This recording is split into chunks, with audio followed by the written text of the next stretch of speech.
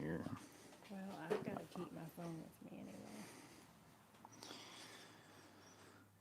See, I see TPG, Gusty Oinker.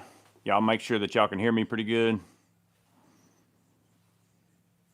I got to reset my.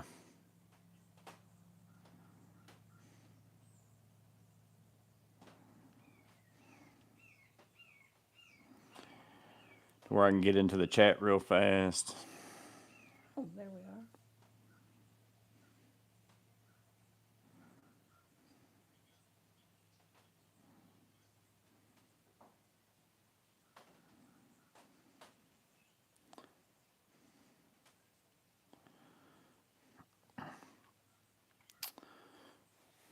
You guys hear me all right?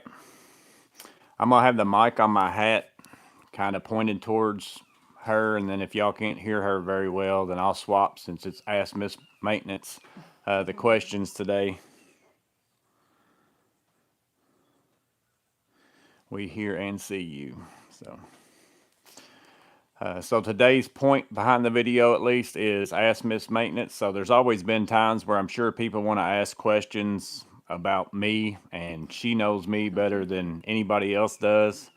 And maybe like, what's it like being married to someone who runs a business, and any kind of questions like that, or what's it like being married to somebody who spends all your money on tools, or whatever questions people want to ask.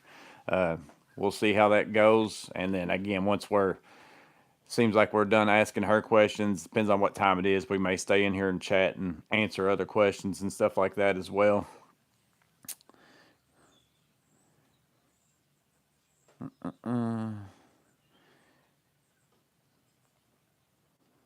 Got 15 people in here. We'll wait a little bit before we get 100% started on stuff. Some people might want to know, what's it like, that's what I put on the thumbnail, being married to the best looking and most skillful person that's walking this earth. So that's a question that you could ask her. Anything like that.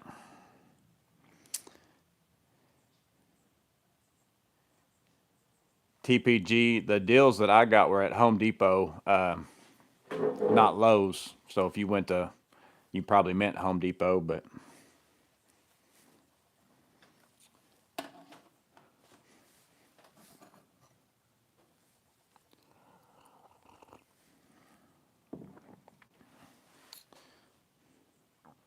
I'm partially keeping my phone with me so that I can keep up with the chat, but I'm also on baby watch still. I could get a text or call anytime that our grandbaby is coming, so I'm gonna keep this phone with me.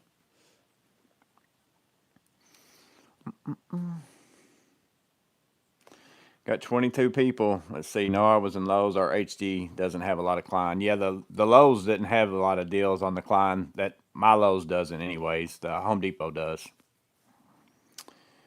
No Lowe's in Canada, Billy Stagner says. What are the like home improvement stores in Canada? Like, what's the big name of a home improvement store that's like y'all have that we don't have, type thing? Miss Morgan may want to fix her mic a bit. Well, I don't have I a only mic. have one, Stefan. That's why I was curious. I appreciate you saying that. So I'm gonna give her the microphone, like she can put it on her shirt. That way y'all can hear her, since it's Ask Miss Maintenance, and then I'll just Well, they reach won't be over able this to way. hear you though. Yeah, I'll just talk louder. Bam's Life says we need a Facebook group. If there isn't one, I'm on Facebook, but not as myself, not as Morgan's Maintenance, just as a random name, just for marketplace purposes. So I'm not really in any other Facebook groups or anything. I don't know what you'd have to do to set that up or whatever it would be. Billy Stagner said that there is a Home Depot and a Rona. So Rona is something I've not heard of. So that might be a store that'd be interesting.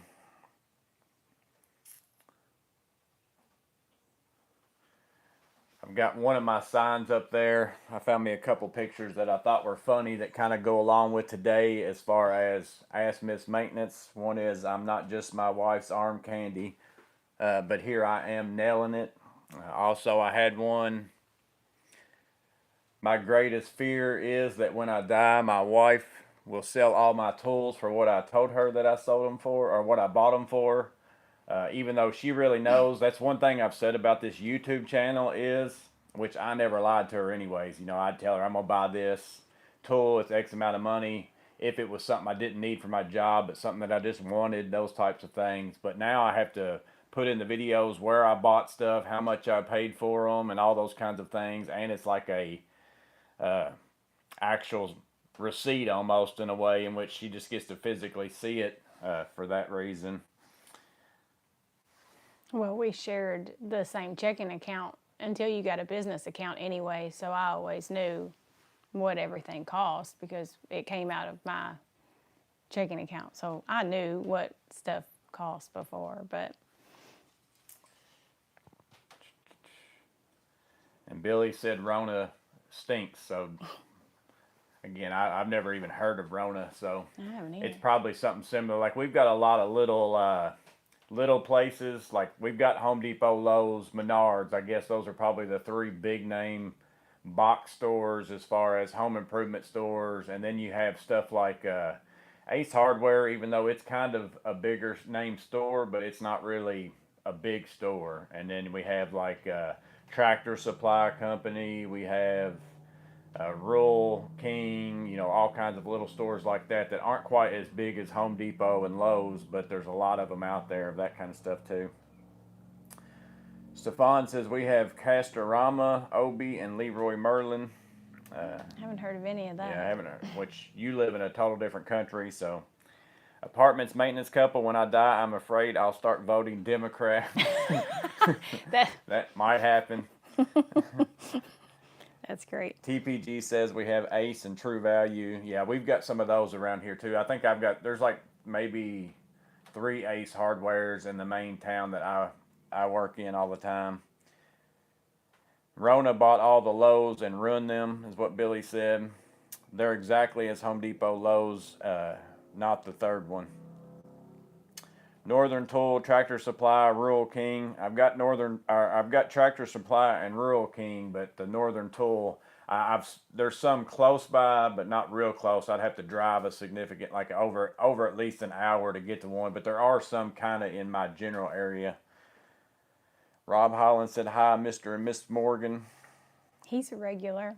Yeah. I recognize a lot of the names. Yeah, she reads the comments sometimes. So she said she knew Rob's name. Stefan, of course, she knows. There's several of you where she sees your names quite often. She doesn't watch all my videos. She doesn't read all the comments, but every now and then she does. No, when it was a newer channel, I probably watched more of the videos and gave him a like and all that stuff, but he's got a little bit more of a following now, so I don't feel guilty if I miss a video and don't give it a like. Is the mic working better on her as far as being able to hear her now? And then can you still hear me? I talk louder, so hopefully that's going to work out. I probably need to get me a mic set up where I might can even just buy an extra microphone. I didn't look into it. I actually thought of that today. A little bit too late for that I don't have 2 microphones to see how that would go. But I don't know if I can buy another one to add on to this one. It's been pretty good. I might check that out and see, just for in case. In case you get really big and start interviewing Case like important people. In case Mike Holmes wants to be interviewed by yeah. me, or Tom Silva, or somebody like that, I might need another microphone. Tom Silva's still alive? Yeah. Oh, okay. Gusty Yorker said, that's my problem living in deep south Texas. We don't get a lot here. Rob said, sounds fine. 2 misses. Do you even know how many screwdrivers that he has? Is what Stefan wants to know. Oh, I mean, it's a lot. It's a lot. Do you know how many you have? No. I was going to say,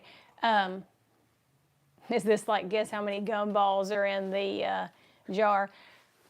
I mean, more than 50. Yeah, he has more than 50 screwdrivers for sure. Just on my workbench, I've probably got 50, and those are ones that I just grab.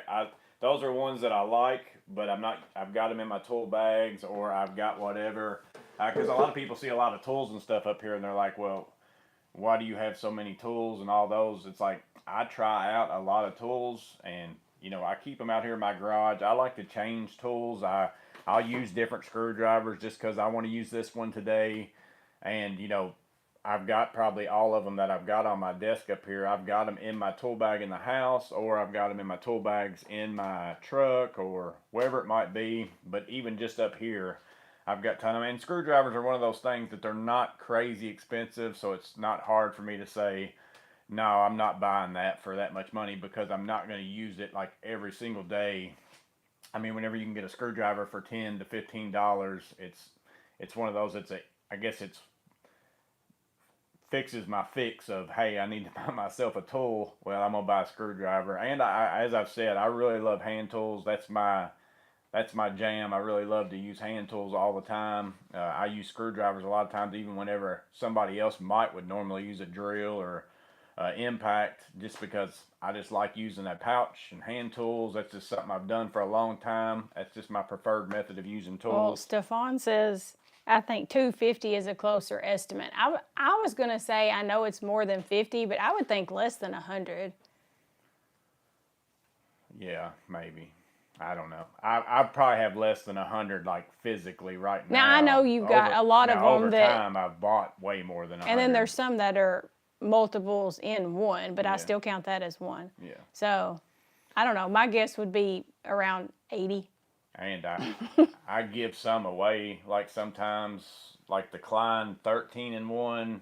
That's the one that takes the impact bits and all that. That Tools and Tactics just kind of started making videos for, and I saw American Electrician had one. I bought that a long time ago when it first came out, and I like it, and it was fine, but it's not something I use all the time. I think it's even maybe a ratcheting screwdriver. I can't remember if it's ratcheting or not.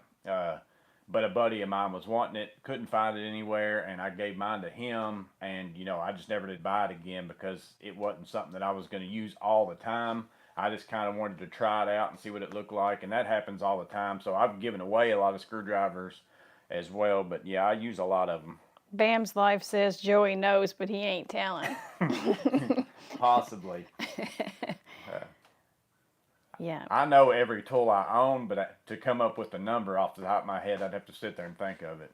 I know which ones I still have, which ones I don't. I know which ones I have had, all those kinds of things.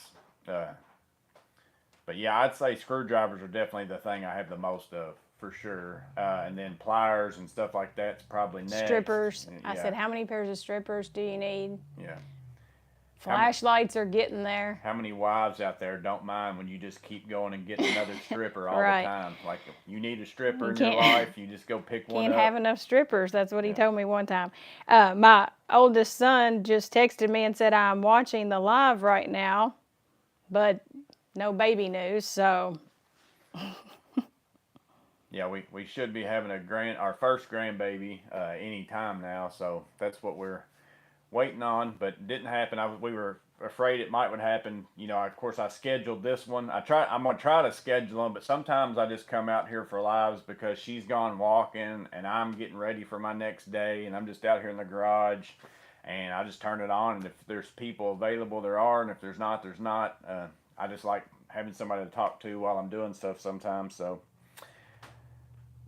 Gusty Oinker says, Miss Morgan, does he bring new tools to bed? No. Well, Right. since my son says he's watching, then we won't answer that.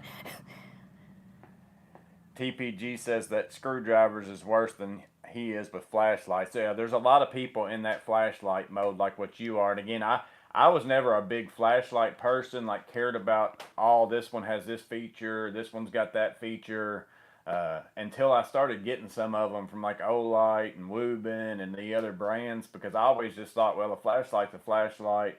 I just need something I can turn on and light up what's in front of me. But there's so many little features on flashlights now of just, can I wear it as a headlamp? Can I, turn it right angle? What kind of lighting modes does it have? Ultraviolet lights. There's just so many options out there now, and they're getting smaller, the same as power tools and everything else. It's just become something so I can see people getting into the collecting flashlights the same way. Stefan said he thinks 250 is a closer estimate on my screwdrivers. I know I've at least owned 250. Now, whether or not I still have 250, I'm not real sure. Stefan's got a good question. Can I imagine you as a big YouTube creator? Do I take it seriously? And if he grows beyond 100K subscribers, will you be helping and running the channel? Well, isn't that the dream? That he would become large enough that I could quit my working for the man. But I don't know. I mean, when he started it, it was more like, well, it gives him somebody to talk to tools about. Not that he can't talk to me. I know more about tools than any woman probably should know. But to even when he just hit 20,000, like not too long ago, I jokingly said to him, I can't believe there's 20,000 people that want to sit here and, talk about tools with you. So if he sticks with it, I mean, I could see that. I could see it as a possibility. He'd hit 100,000.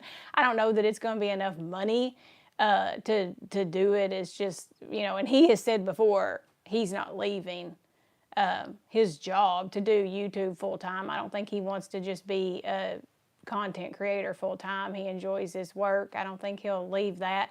I help with his channel now some. I mean, you all know, I'll do some filming for him whenever he needs it. He'll run thumbnail ideas past me and stuff like that. I've given him ideas a few times on little funny things he could add in if he wants to do things like that on his video. But yeah, I guess it's becoming a little bit more serious than we thought it would be at the beginning, and I'm along for the ride, which I'm along for the ride on anything he does. So if my perfect world would be doing the work that I'm doing as a contractor and all that stuff, if I could, and I could do it if I really wanted to be so busy and so stressed, but I like not having kind of all our eggs in one basket type thing, but ideally, if we could work together in that, like if I started doing like flip houses and things like that, but it's so hard to get those in my area, it's just almost impossible because there's people in the know that get those kinds of things well before you even have the option to get them. But if I could work with somebody, day in and day out, because she helps me, like we do stuff around our house. She's my coworker.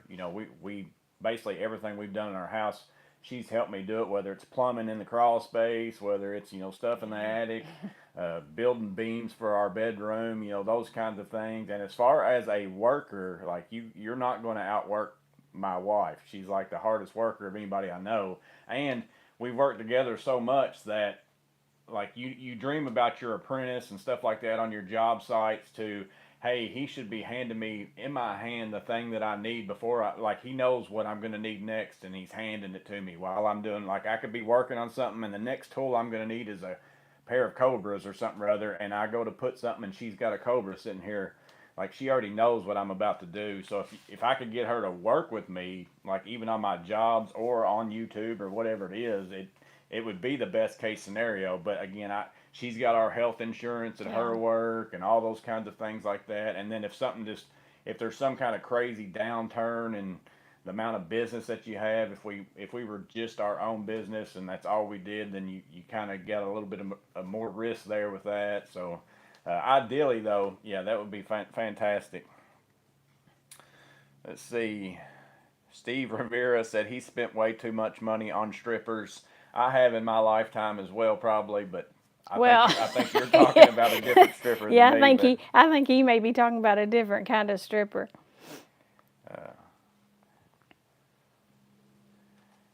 This is becoming a tool addict meeting. The first step, healing, is admitting we have a problem. Yeah.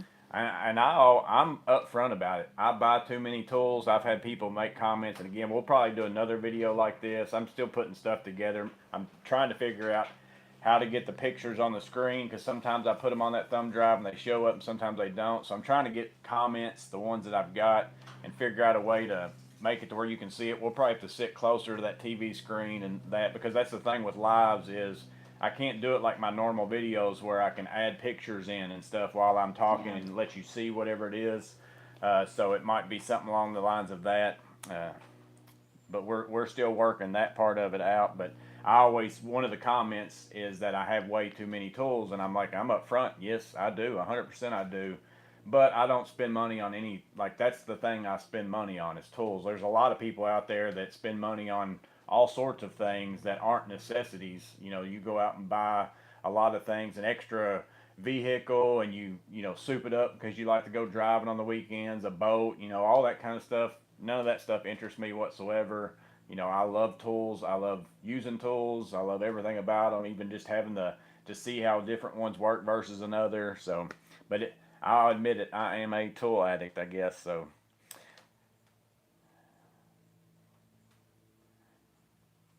let's see. Rob said, "Thank you for doing the filming sometimes to help Joey out. The truck video had the truck video had good video from you.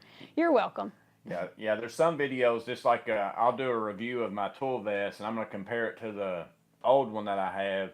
But if I just set up a camera like I do normally whenever I'm doing stuff by myself and have that one, shot, and then if I try to edit by zooming in and out, pictures get blurry or something's out of the shot because I can't see it, and the next thing you know, I've went out here and filmed stuff for an hour and it's worthless, doesn't do any good, or whatever it might be. And there's times where it's a whole lot better for me if she's got the time where she can come out and like zoom in and out on stuff and that. So she's pretty helpful with that. If he'll ask, that's the only thing. He just I has to try be not- willing to ask for help. Yeah, I'll help. Yeah, I try not to involve her as much as possible, but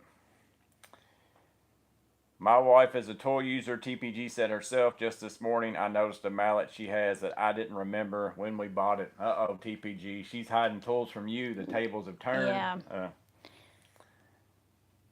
Yeah, like I said, you guys might could get away with it. If I've heard people say this all the time of, their wife comes out and sees a new table saw and she's like, well, when did you get that? And you be, oh, I've had that for years.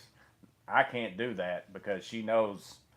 Oh, I know everything in based this. on videos and everything. And plus, well, in jobs we've worked together. I mean, I know what he's got. I know everything in this garage. Because there's some of my jobs now where I do stuff on the weekends or something like that because of wherever it is the client needs me to work. I just did some a while back, not too long ago. It's whenever we were doing the Saturday guest of trades. She was she was always working with me, and I was doing the guest of trade chat while we were eating lunch because I was having to work on those weekends. Because that client, it's the same client I'm doing the project for now. They do counseling services and stuff like that. So if I work during the day there, making a lot of noise and stuff while they're trying to counsel people, it's really not a good situation. So I will go down there on Saturdays when they're not open, and she's always works with me on those kinds of things. So she sees the tools that I use and stuff too.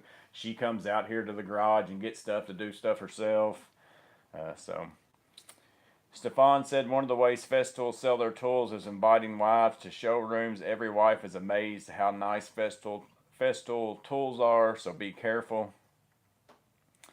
I'm trying to think if there's ever been a tool like the mini chainsaw that we did a review for that she's in. I just used it the other day. Yeah, she uses it all the time, and I wasn't going to get it because it was Saker brand, and again, it works fairly well. It's not been an issue with it being whatever brand it is. I mean, she uses it all the time.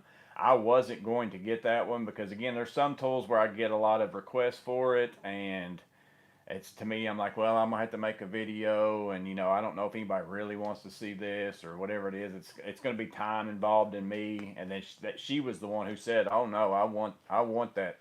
Yeah, and if anybody from Saker's listening, my chain is starting to get a little dull. I need them to send me a new chain for that. Yeah, or I need to teach you how to sharpen it. Yeah, or it needs to be sharpened. Let's see, Steve Rivera, have you ever received a counterfeit tool? I haven't, but I always buy, like on usually just legit. I don't buy anything. Like I specifically don't buy stuff on eBay unless it's in a package and I can tell by looking at it that it's not been opened, those kinds of things. But for the most part, I buy all my tools on like either Home Depot, Lowe's. Reputable sites, because there was, I don't even remember what the site was that you were looking at something one time and you kind of showed it to me, and I don't know if I trust this, and I would honestly rather him spend a little bit more money than to just get ripped off on something, because some of those, like, you have to watch some of those online things. That's like Steve's wood shop that was in the last guest of trade. He had emailed me and told me that he got that Forge M18 battery, 12 amp hour battery was on sale. Its normal price was $249, but they had it on Woot for $189 or something like that. and he said he was going to buy one and try it, and he just made a video, sent it to me this morning about how you can tell if it's fake or not, and it ended up being legit according to him. But I would have never bought that like as a risk without somebody else buying it. And even with somebody else buying it, I still like him like, well, maybe they sent him a real one. I'll end up getting a fake one. That's always a little bit leery to me. So I'll spend that extra $60 usually and just buy it from some place that I know is 100% legit. Let's see. Hey, y'all, love the shirt, Miss Morgan. My name is Tony, and I'm a tool addict. So there you go. This is the meeting, Tony. This was actually an what do they call it? Oh, if you hadn't asked me, I could tell you. What do they call it? Where you have this one person come. You bring them. They don't know that they're coming to it. They don't know they're coming to it, but it's intervention. Yeah, this is an intervention. So, Tony, we're glad you made it this morning. This has actually been an intervention for Tony you. Tony must be from the South. He appreciates my shirt. Mike Butta, by you buying and reviewing tools saves me money on wasting money and buying tools I might have thought is what I needed, but then I don't really, and then I pivot to another tool. Yeah, that's the goal for me, Mike, on all my videos. Like, I hope y'all understand that I'm not buying tools just to review it and then I'm gonna see if you'll buy it because I reviewed it. I could always 100%, like, I appreciate, like, if y'all are gonna buy it, you use the affiliate links and you do all that stuff if you're gonna buy it anyways, because it doesn't cost you anything. It just gives me more money to buy tools, that little bitty amount. You know, if a bunch of people do it, it adds up. But again, I don't care if anybody uses the affiliate links, if anybody buys the tools that I'm reviewing. I bought them for myself to try out, and it's always going to be something typically that I'm going to use anyways. And then my goal is to let you decide based on what I'm showing you, is this tool the right fit for you? Because every tool is different for everybody. Even sometimes if we're in the same line of work, you know, there's a lot of electricians out there, just as an example, that one tool would be invaluable to them, but totally useless to another, even just an electrician, because they're in a little bit different field, or they work in a little bit different, you know, situation, residential, commercial, those kinds of things. So just because a tool works for somebody doesn't mean it's going to work for everybody. But hopefully if I show you this is what the tool does, this is how I'm going to use it, now you can decide, well, would I use that the same way? Is it going to work for me? Maybe it's not. You know, those kinds of things. Because just because a tool works for me doesn't mean that it's going to work for you in the way that you want to use it. I can't believe you're saving people money. I thought you were always making people spend money. Yeah, TPG says I save him no money, is what he always says. I told him, I said, wives must hate you. My wife yells at the iPad I'm watching this on. Morgan's maintenance is my husband's mistress. LOL, yeah. Jesse Oinker. Yeah, well, I probably can't say, I used to, he go through and look at tools all the time, and Home Depot deal of the day first thing in the morning, and I wake up and it's 4 a.m. and I can see the light over there from his phone, and I turn over and I would call it tool, rhymes with corn. I don't know if you can say porn. Can you say porn? I don't know. That's what she calls me. Like while I'm on my phone, she says, "Are you looking at your tool you're looking porn?" at your tool porn, but I guess it's better than the alternative. That's what I'm all like. A lot of people might open their phone and play Candy Crush, or search through Facebook. Because again, I'm not on anything except YouTube. So all the stuff people do spend their time doing their phones because they're sitting somewhere and they're bored or whatever. Mine's always scrolling. OnlyFans. Yeah, scrolling down. Yeah, they need to come out with Only Tools. Yeah. OT. We need to start that website. But that's what I'm always like. The times where anybody else is doing anything else on their phone, that's what I'm doing. I'm scrolling down through websites, looking at tool specs and seeing if there's anything new, any kind of deal. I'm pretty addicted to that. Come out with your own sticker as well. I've been looking into that. I actually was looking at that. I haven't contacted them yet. Somebody on a chat was talking about and I've already forgot the name, but I've got some place in Texas. Yeah, it's a place in Texas, some kind of branding company that I think YouTube actually is kind of, you can use their store on YouTube or something. I don't know. Again, that's one of those things where, like what we was talking about earlier, she said, well, how is there 20,000 people that want to, listen to you or talk about tools with you or whatever else? And I'm the same way with, do I really need to ask somebody about a sticker? And, who wants a Morgan's maintenance sticker? It blows my Yeah, mind. somebody who lives like nowhere close to here and they want the Morgan's maintenance sticker, and it's like, because I think of it as your business, I guess. So it's like, well, why would they want this sticker for this business that is, thousands of miles from where they live? But I guess they see it more as your channel Yeah. than, Well, because it's both. And I get it because like I bought like the Awesome Framers hat. Yeah. And I thought it said awesome farmers. Yeah, she always, whenever I got it, she thought that was the Awesome Farmers hat. She's like, why are you buying the Awesome Farmers hat? But that's just like stickers. Like I buy stickers of stuff like that I watch and stuff like that and put it.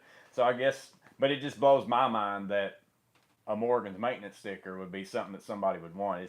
It's weird when it's you, I guess, is the point. Stefan said, I'm asking about the channel growth because you're both natural in this kind of activity. It'd be really nice if you could make some more profit from YouTube. Yeah, the profit from YouTube is not crazy. Like, I know a lot of people probably, and I'm sure it is, like, once you get to a certain place, because if I times mine, like, at 20,000 subscribers, like, I definitely couldn't quit my job, to be a YouTube person. It's just wouldn't happen anyway. Even if I wanted to, wouldn't be an option with how much money you make off YouTube and all that kind of stuff. And for the amount of time you put into it, I think a lot of people don't realize too, you put out a 15-minute video and they think, oh, well, you made, however much money on this 15-minute video, but that 15-minute video, there's a lot more time in a 15-minute video than 15 minutes. Well, and especially in this category, even to make that 15-minute video, I had to buy something because I'm doing things where I'm buying something and reviewing it. Like, I'm not just a channel where I'm using other people's content and it doesn't cost me anything to make my video.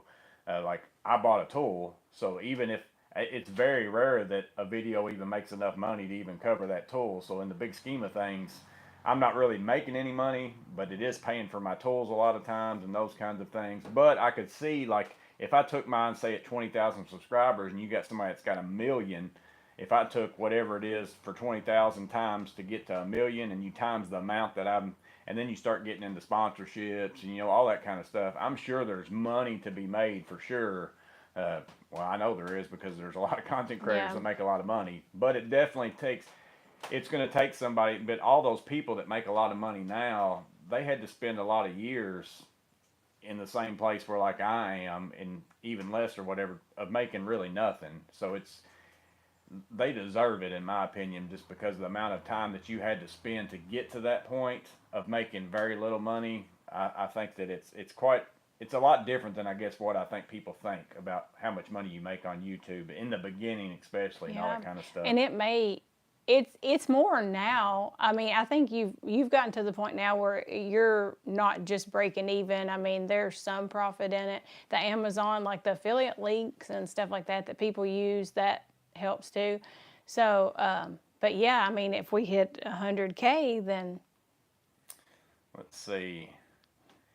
Stefan said, if you have a chance, check out a Festool or Hilti showroom. I've never been now I've been at like a builder show and they've had the stuff out, but I don't know if there's any place like close to us that's like 100% a Festool store or a Hilti store.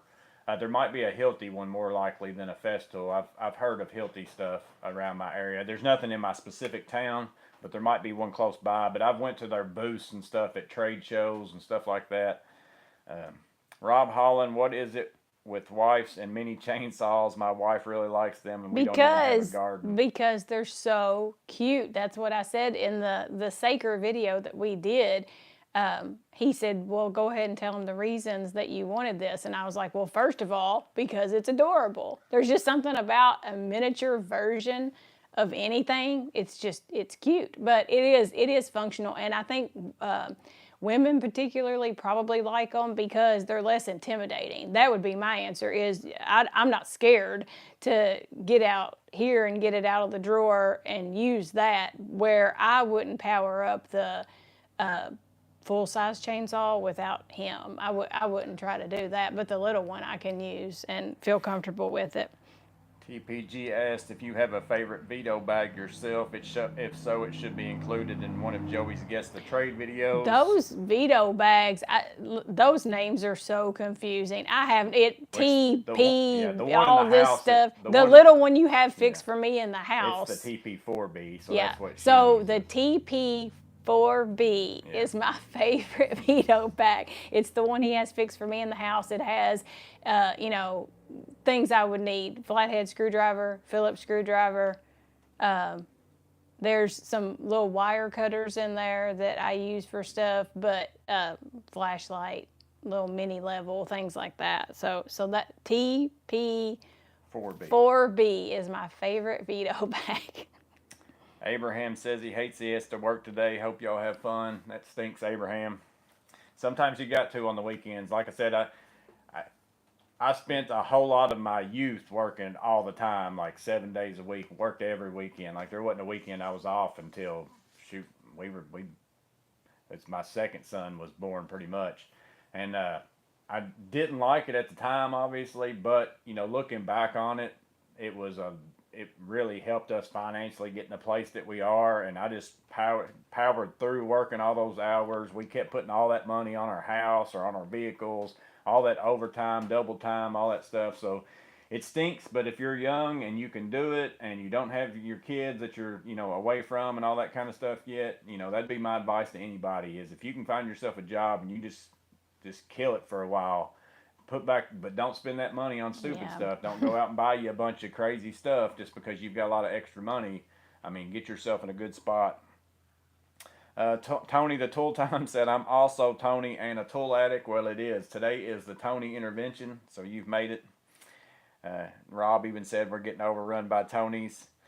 Stefan said exactly what Mike Butta said. Added value from the channel is not wasting money on some useless stuff. We can trust Joey because he's not some BS influencer, but an honest user with integrity. I appreciate that, Stefan. Matt HMM says tool porn happens. Yeah. And he said, I don't drink myself or smoke. I like my tools. That's exactly that's what, me. Yeah. When you were talking about the money that you spend on tools and you said, well, I don't spend money on other stuff. And I thought, yeah, even the money that I know some people's husbands spend on beer alone is probably because you're not a beer drinker. Of course, I don't know how much you spend on coffee. Rob Holland, only tools. Yeah, instead of only fans. Yeah. Yeah. Yeah, instead of only fans, we need only tools. That might be that's the big thing right there. I just came up with $1 million idea, and you just gave it away. And somebody else is going to get it. And yeah. Use it.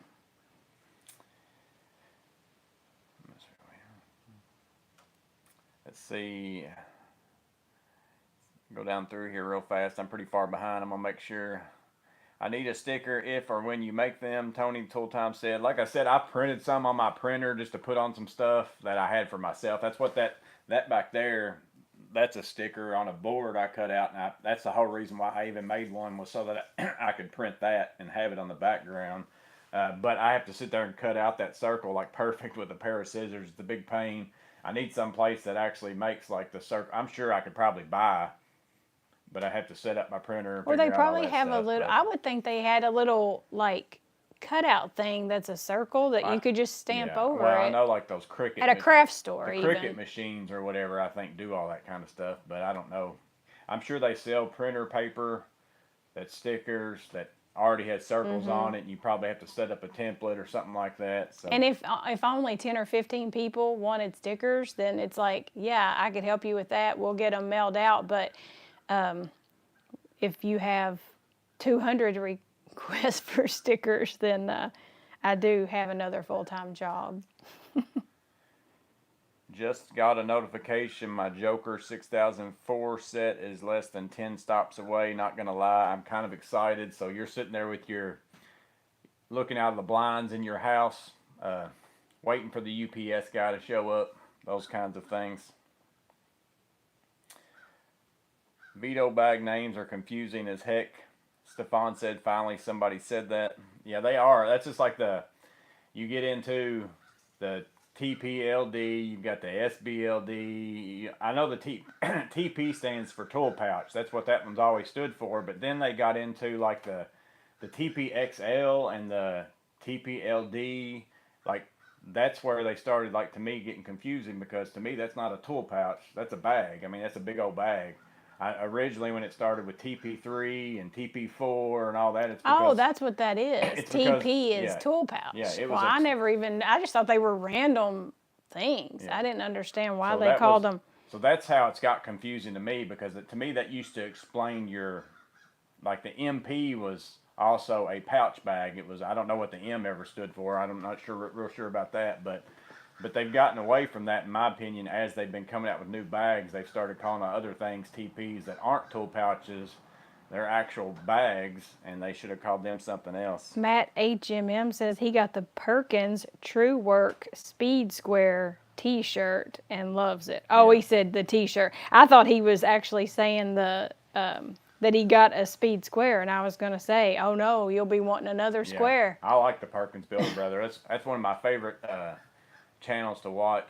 As far as I watch every one of theirs whenever it comes out, and it's more so they do a good job explaining what they're doing. But I think, again, with their channel, it's more of the, Jason and Ray and Jamie and, Eric and all them, that it's the personalities and stuff that you just I get to like see. Jamie. Yeah. Yeah, Jamie's a smart dude. He Whenever is. I always think of, whenever I watch him and see some of the stuff he comes up with, and that fact that he can do all those things, he's pretty Well, smart dude. he kind of reminds me of you because of that. I've gotten spoiled to. I tell people all the time, it's like, oh, he can figure it out. He can fix anything, and so anything I want, I just tell him, and you can usually figure out how to get stuff done. Google account says, "This is a really nice seeing you both together. You have a great channel. Appreciate that. Don't buy a bunch of tools." Is that what you're saying? Let's see. I don't know what that was the question for. Timinator in the house. We missed that one up there.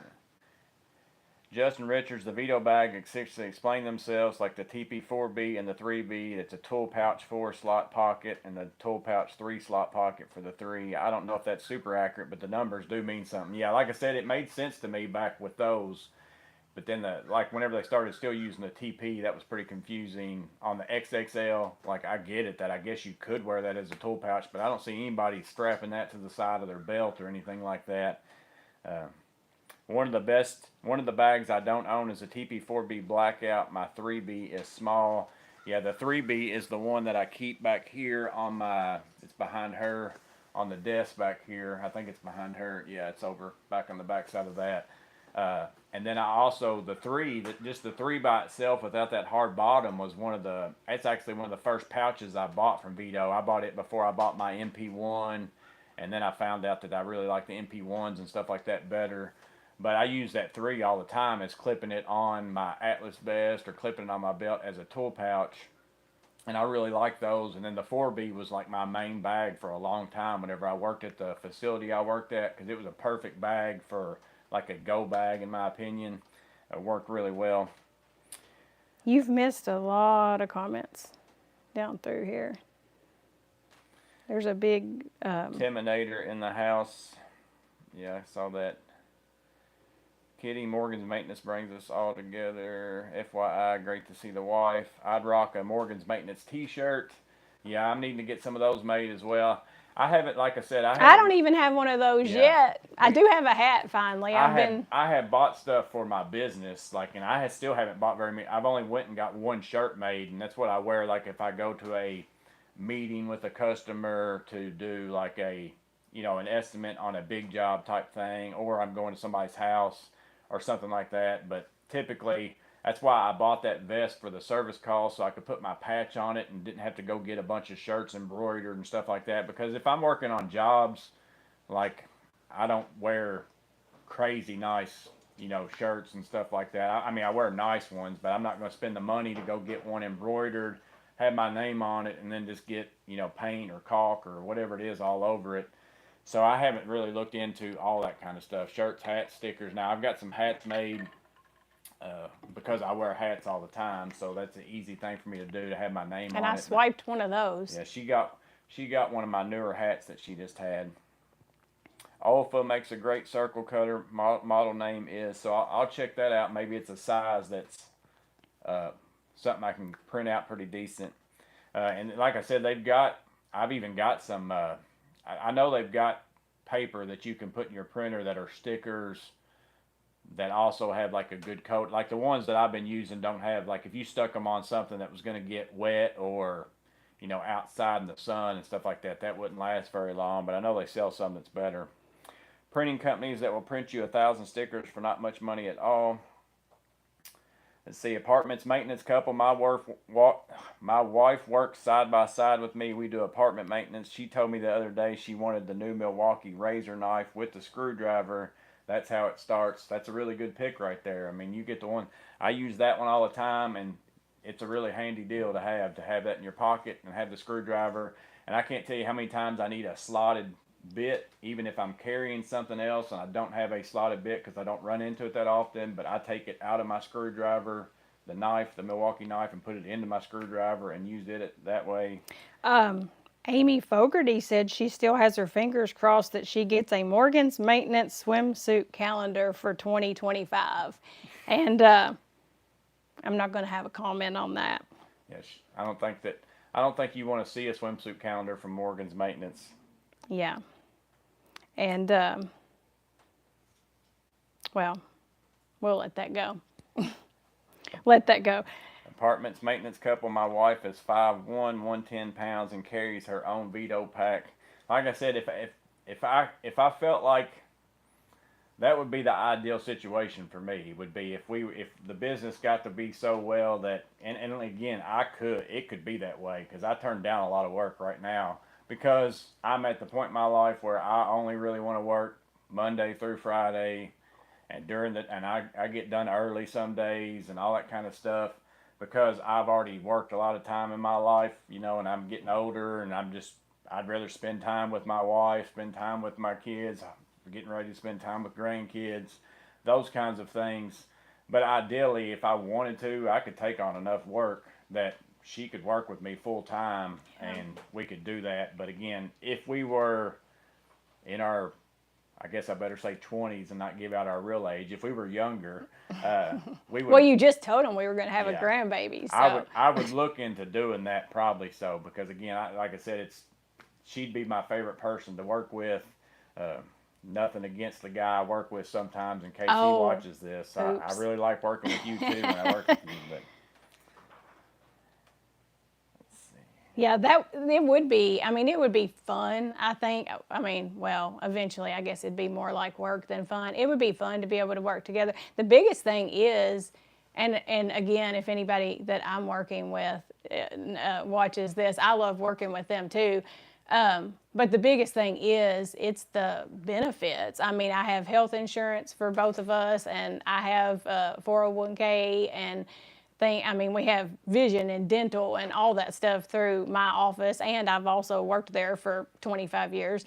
And so, but that's the big thing is you're self-employed. You got to pay for all that. I don't even know how you would pay. I mean, I know how much my insurance and stuff like that cost, and I can't imagine making enough to offset all of that. Well, that's like, for a few years, I went to work for a commercial construction company doing project management and all that stuff, and I was basically a 1099 type employee, because I was basically a contractor working for that company. And I had to it was cheaper for me to get my own health insurance for myself instead of bumping hers up to that family plan and all that kind of stuff. But it was still costing me, like, I don't remember, I think it was like $700 to $800 a month just for health insurance, just for me. And I'm the person who, I don't go to the hospital, I don't go to the doctor unless I've cut my arm off. Like, I can be sick, I can be whatever, I'm not going to the doctor. So it always killed me writing that check every month for $800 or whatever it was, knowing I'm not even going to use this stuff. But again, that's what I talked about in the video about I quit my job and started as a contractor, but I had a lot of advantages. So I told people in that video, every situation is different. That doesn't mean that every person that decides, hey, I'm going to go quit my job and I'm going to become a handyman, or I'm going to become a contractor, I'm going to become a this, because these people are making really good money out there doing that. Well, one of the advantages for me was I don't have to pay for all that stuff because she's got a job that has all that stuff. and it kept me from having to be out. If I knew that I was going to go out and do the job I'm doing now, but I had to keep spending Thousands of thousands dollars of a dollars a month. month Yeah. of what I make towards insurance and all that stuff, You might as well then just I stay might for as the well stay company. where I was, because I wouldn't have gained anything from it. Matter of fact, I would have probably took a pay cut in that way. But because of that advantage, it made it nice for me to be able to do it. Elliot Parrish said, as a UPS employee, I get tired of seeing all the packages come through every day, but then I'm always reminded I'm as guilty as anyone of ordering and adding to it. Now, Elliot, whenever you see boxes that on the outside of it says like Veto Pro Pack, or on the outside of it says Milwaukee, because sometimes I've got stuff shipped to me that's like, I got my weed eater and stuff shipped to me, and it was like in the Milwaukee box, Yeah. just like if I went to buy it at the store. I bet it's pretty tempting to lose those packages, and somehow they end up being at your house. No, I think about UPS and FedEx workers all the time, and all the stuff that people order, and I do feel sorry for you all, but we're the worst offenders.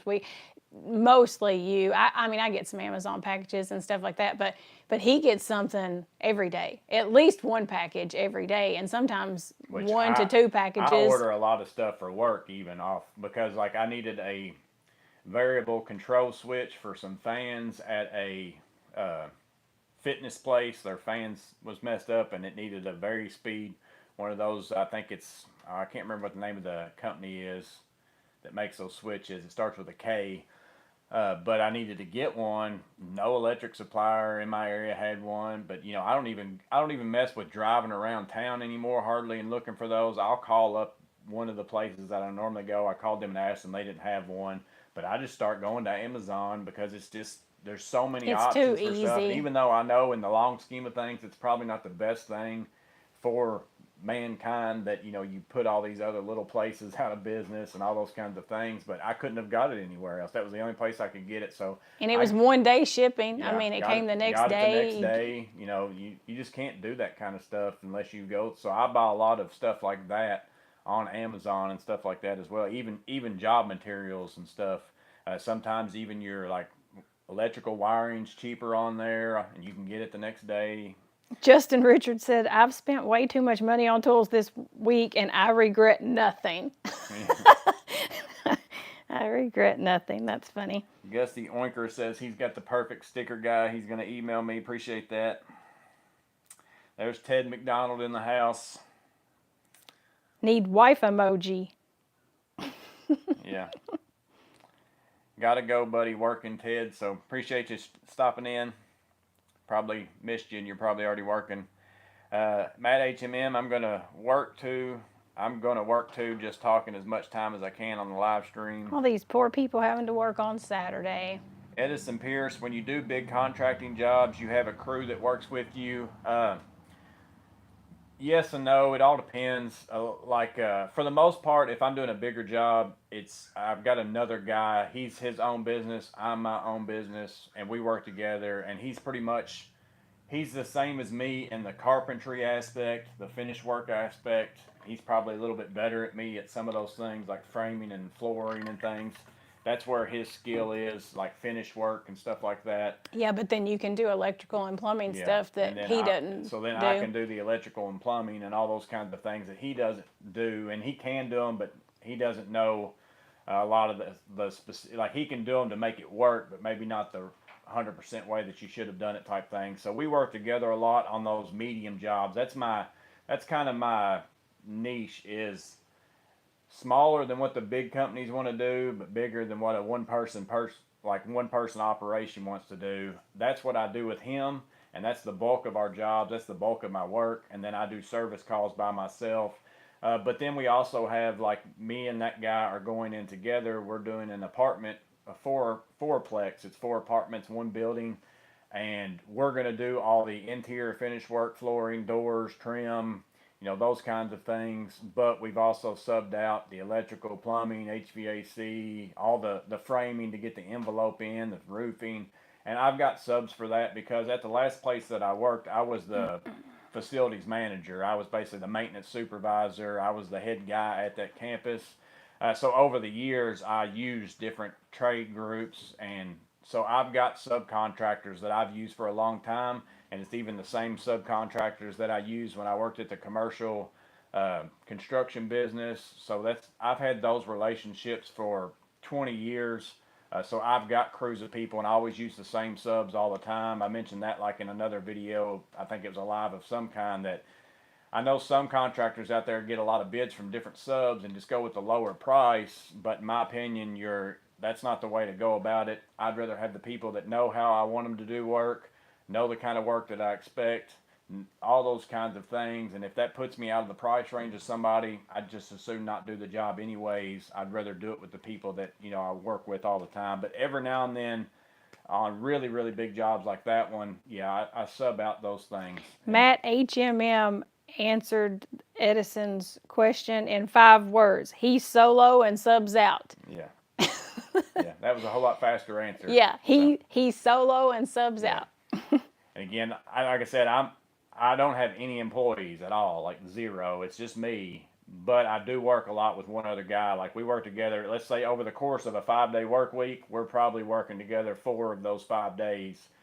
So I'm around him all the time, but he's his own business too, and we just work out the money. He's your work wife. Yeah. So basically, yeah, that's my extra miss maintenance, I guess. I have to see if he wants to come on one day, but I know that's going to be no. So, but yeah, that's basically it in a nutshell. I'm solo, but I sub out stuff. But I do work with other people. Yeah, and the real reason he doesn't have employees is because nobody would do work to please him. Yeah, I'm really picky. Like, so. The other guy I work with is too. Like, we're exactly the same, so that's the only reason why I can work with him. And in fact, he worked at the place where I did commercial construction for a few years that I was talking about, and I had also hired that company to do work for me at the place I was previously as the facilities manager and all that stuff. That's how I got to know him and got to know that company. And basically, once I hired him, I never hired anybody else while I worked there. He was my basically subcontractor that I called all the time, because we were very close to being the same mindset, the same way we worked, the same exact way, all those things. He's about the only person I've ever worked with other than her that I'm like, yeah, I could work with you, all the time. Matt says his insurance is expensive and my employees don't have any through me. They get theirs from their wives or other sources. Yeah, that's the way a lot of people are. And if you almost have to have one person in your family work for insurance and then one person work to try to make the money. That's how it's the way that it is over here now, it seems like. Yeah, the insurance is terrible. Tony says, grandkids, you two look so young, especially Miss Morgan. Well, thanks. I guess I look old. I get that all the time. Like, we go places and they'll think she's my daughter or whatever it might be. I get that all the time. I must be getting old looking at y'all, such a young couple. But we started early. We had our kids early.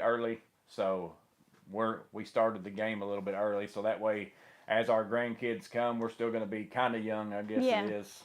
I don't know that I can say young, but she'll say we're young. But I think we're younger than most, I guess, people that are going to have grandkids. Yeah. Well, we were married at 19, and so yeah, we started early having the 2 boys, and then our son got married at 21, and so yeah.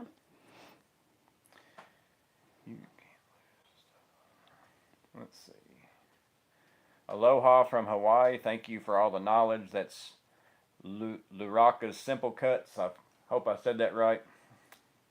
Good to see you. That's still on my bucket list. I want to go to Hawaii. Yeah, Hawaii and Alaska are 2 of the places that we still want to go that we've not been.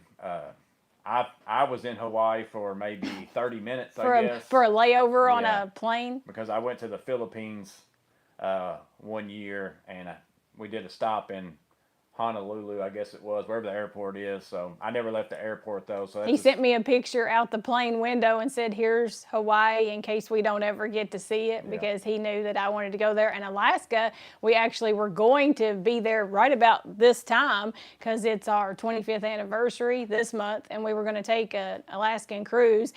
And then the kids told us several months ago, oh, we're having a baby and it's due in September. And we said, oh, well, maybe we shouldn't go all the way to Alaska with the grandbaby on the way. So we have to delay that trip, but that's okay.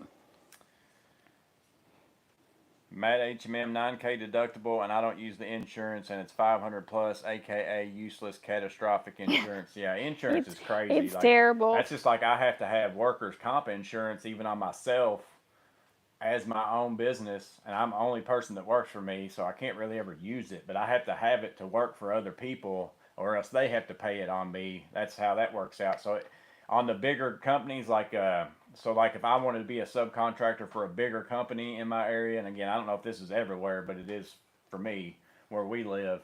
I have to basically carry workers' comp insurance on myself, or that company, if they hire me as a subcontractor, if I don't have it, they're going to have to pay it. So they always make you have it because they don't want to have to pay anything. So therefore, I have it, have to pay for it, never use it, can't really use it, doesn't help me one bit.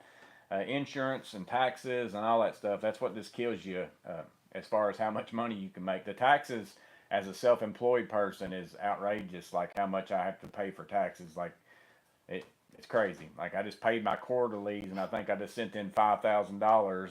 I mean, this so basically a whole entire job. Sometimes you just think I just did that whole Well, job. was that just federal too, or Yeah. I mean, then you have to send money to the state. That's why, again, not to get crazy political. I don't want to turn anything into political. But whenever I see stuff on the TV, whether no matter what side the candidate's on, for one, they make all kinds of promises and things that they're going to do, and they never end up doing them. So it's. I've always told her, I said it's like the high school going to be a high school president of the high school, class and president. I'm gonna give you pizza every day for lunch. Oh, that's what I want. That's what I want. It's like they're not gonna do that whenever it comes down to it. But I keep hearing all these people, well, like I'm gonna lower prescription drug prices. I'm gonna do this and I'm gonna do that. And again, it doesn't matter which side you're on. It's like the bottom line is if they would take less Just out, tax us less. just tax us less and give us more money, and then none of that stuff matters. But they're never gonna say they're gonna do that because they're not going to. They're just I mean they might say they're gonna do it, but they never do. The biggest expense that any of us have in this United States, and again, it might not be the case if you live somewhere else, but the biggest expense that you're spending every year is taxes. Paying taxes. Whether it's the income tax, whether it's the sales tax, whether it's the property tax, whether it's the whatever tax you have, it's like if they didn't just hammer you with that, the how much drugs cost and how much all that other stuff costs would matter zero, because you'd have a way more money to spend in your pocket. Stefan said it got very dark, U.S. healthcare system. Yeah. And he's not even here, Yeah, and he knows. It got even darker with the taxes. So, like I said, I don't want to get crazy into that, but it's something to think about if and you're you notice it. self-employed. I think you Yeah, I don't notice think- it more when you're self-employed because like, you have if to it just- send it in. Yeah, and if it just come out of my paycheck, I don't think I notice it near as much as now. Whenever I have to physically once every quarter send them in a percentage of whatever it is that I made, and you're seeing how big that is, you're just like, man, that is crazy. When they go ahead and just jack it right out of your check before you even get it, I think you just become numb to it. And let's see, I don't like the switch. I tried. Let's see. Matt said he would sub for MM if he was in the area. Yeah, I'd love to have you, buddy. Stefan, you could try some code compliant plumbing plus courses, training, etc. because it just brings enormous money.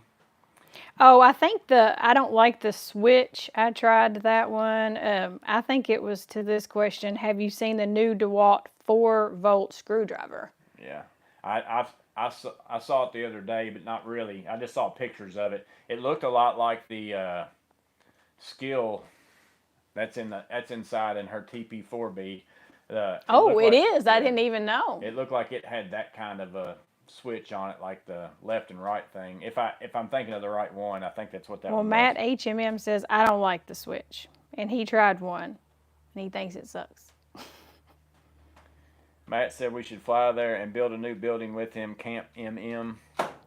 Oh, Maybe. that's on the to-do list, sorta. I mean, to expand like this building. It's just Fly you in. You can help me build me a new pole barn.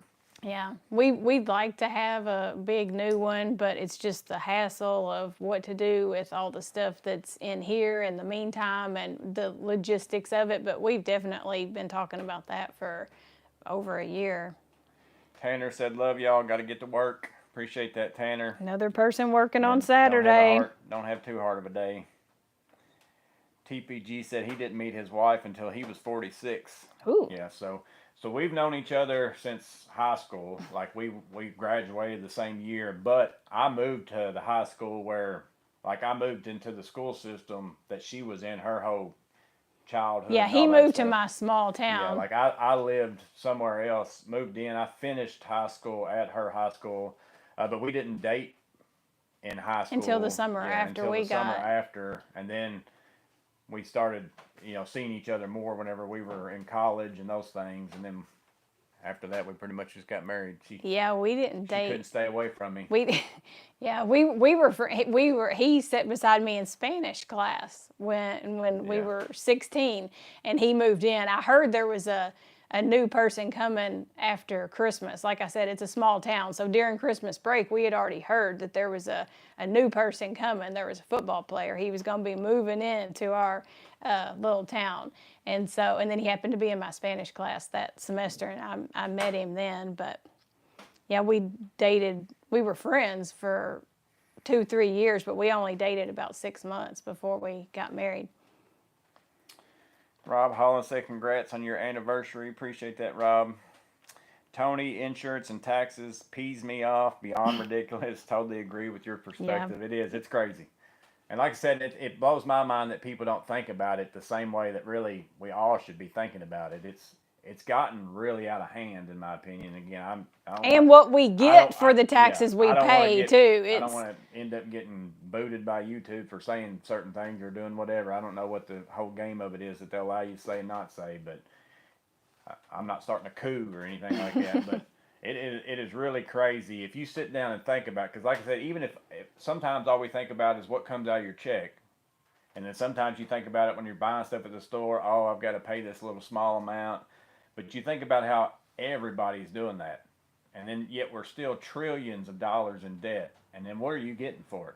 And they keep promising things and all that. And they're going to do this and do that. When all the big scheme of thing is, you're the biggest expense that we have. Why don't you just let us keep our money and decide what we want to spend it on? Those kinds of things. If I need to buy my medicine and I've got more money because you're not taking it away, I might not have that much of a problem buying it. But now I do because you've taken X amount from me for this and all those kinds of things. But yeah, it's pretty bad. TPG says government extortion. Apartment maintenance couple. Me and my wife just celebrated 20 years together. 18 years married. Well, congratulations. and they on worked. that. They're the ones that work Yeah. together. Yeah. Good. And if y'all can work together and stay together that long, that's really good. Rob Holland can't get away from death and taxes. That's 100% true. Matt HMM, I have 20 to 40K in workers' comp a year. I lose $70 for every 100 I make. Most of the time, we don't get rich. Ooh. Yeah, it's by the time everybody gets their little hand in it, you're working for a whole lot of people that you don't get to keep as much of it. Like if I got to keep everything that I 100% made, We'd be retired. Yeah, I wouldn't be working anymore. But you got to pay the insurance people. You got to pay the government. You got to pay this. You got to pay that. You have to have all these things, and like you have to pay the city that I work in. I have to pay them so much a year. I have to pay them taxes, even though I don't live there, and all those kinds of things. It's just everybody gets their little your contractor's license, everything adds up to a lot of money. When it's all said and done at the end of the year, they just get you a little bit at a time. But that's what I said. That was the big change in my mind, was whenever I had to start actually sending in a physical amount of money once every quarter and how much it was. I'm just like, man, this is crazy. Crazy.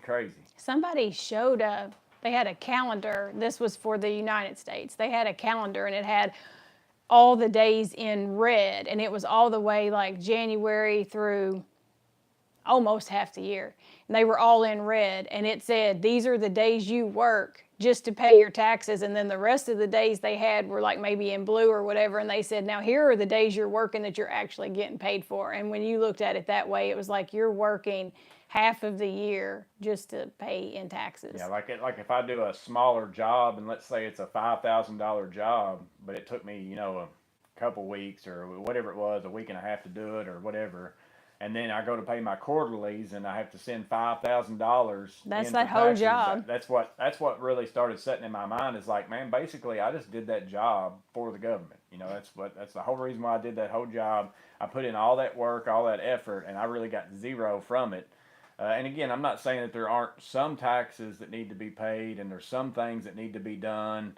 And I drive on roads, and I have police and fire and all that kind of stuff, EMS, all those kinds of things that are a benefit to me.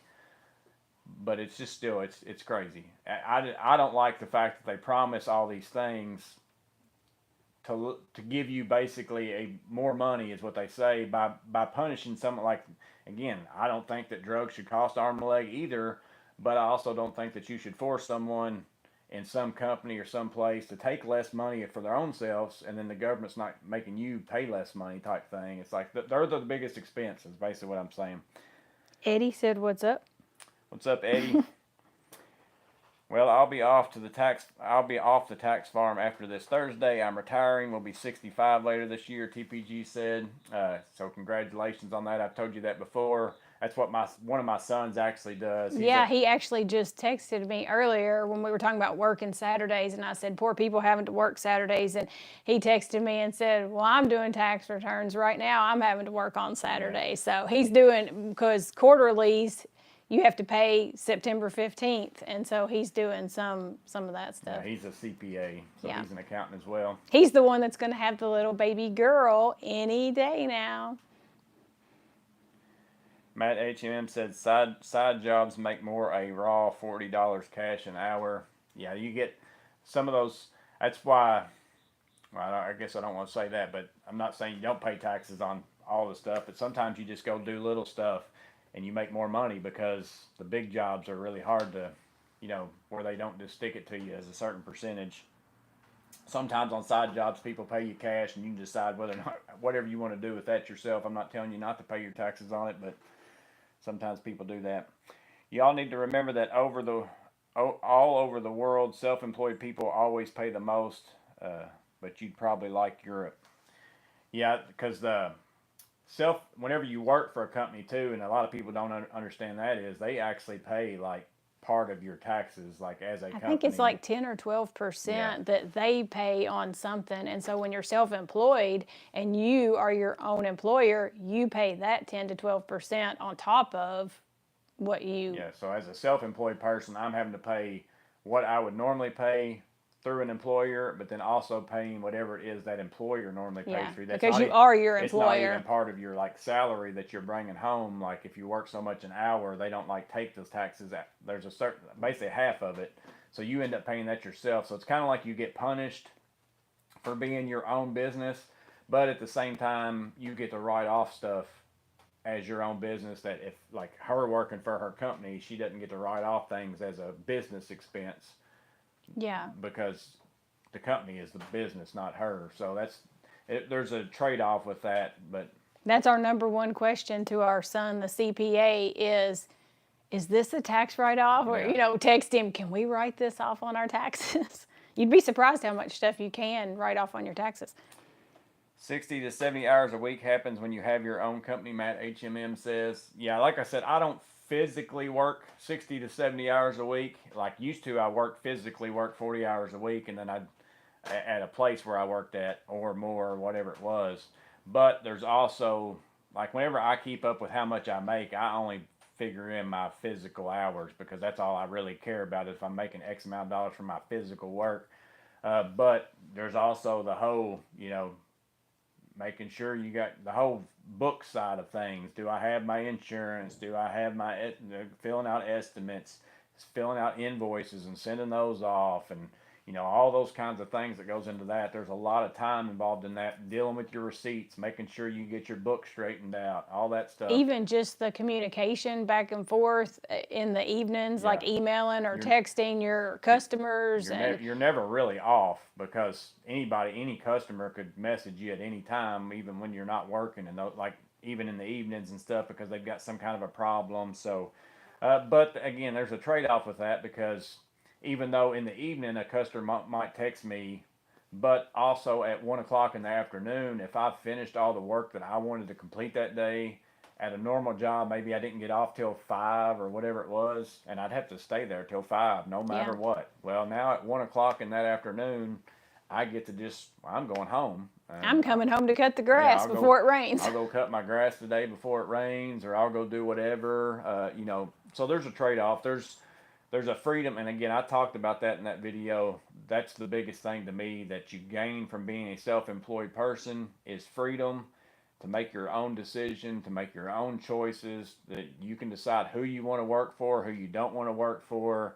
Again, all that comes with something because Responsibility you have is that. what. You might not have enough people to work for. You might not. If you kick out too many people, you might not have enough business. Whereas if you work for somebody else, they're taking care of all that. They're finding the work for you. They're doing all that stuff.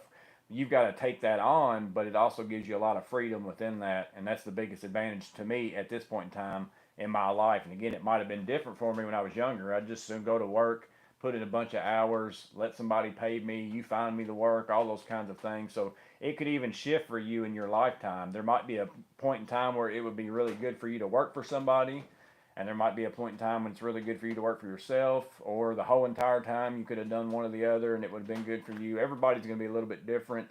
There's pluses and minuses to everything in life. You just have to weigh it out. And this is why you spent probably 2 years of back and forth on, he wanted to work for himself, and we talked about it for a long time, and it was, well, I really would like to work for myself. I don't know. I mean, it's scary when you've never done it and you step out there to do something like that. And taxes, not to get back on taxes again, but taxes was one of the big things that we kept talking about. Well, if you go out on your own and then you have to do the taxes and even just the hassle of all the bookkeeping, and I wasn't much help. I just kept saying, whatever you want to do, I'm down for it. And so finally, after he kicked it around for a couple years, he took the plunge, and I think he's happier now than I've probably seen him in work. Would you say? Yeah, I think so. I think right now in my life, again, where I'm at right now, if I was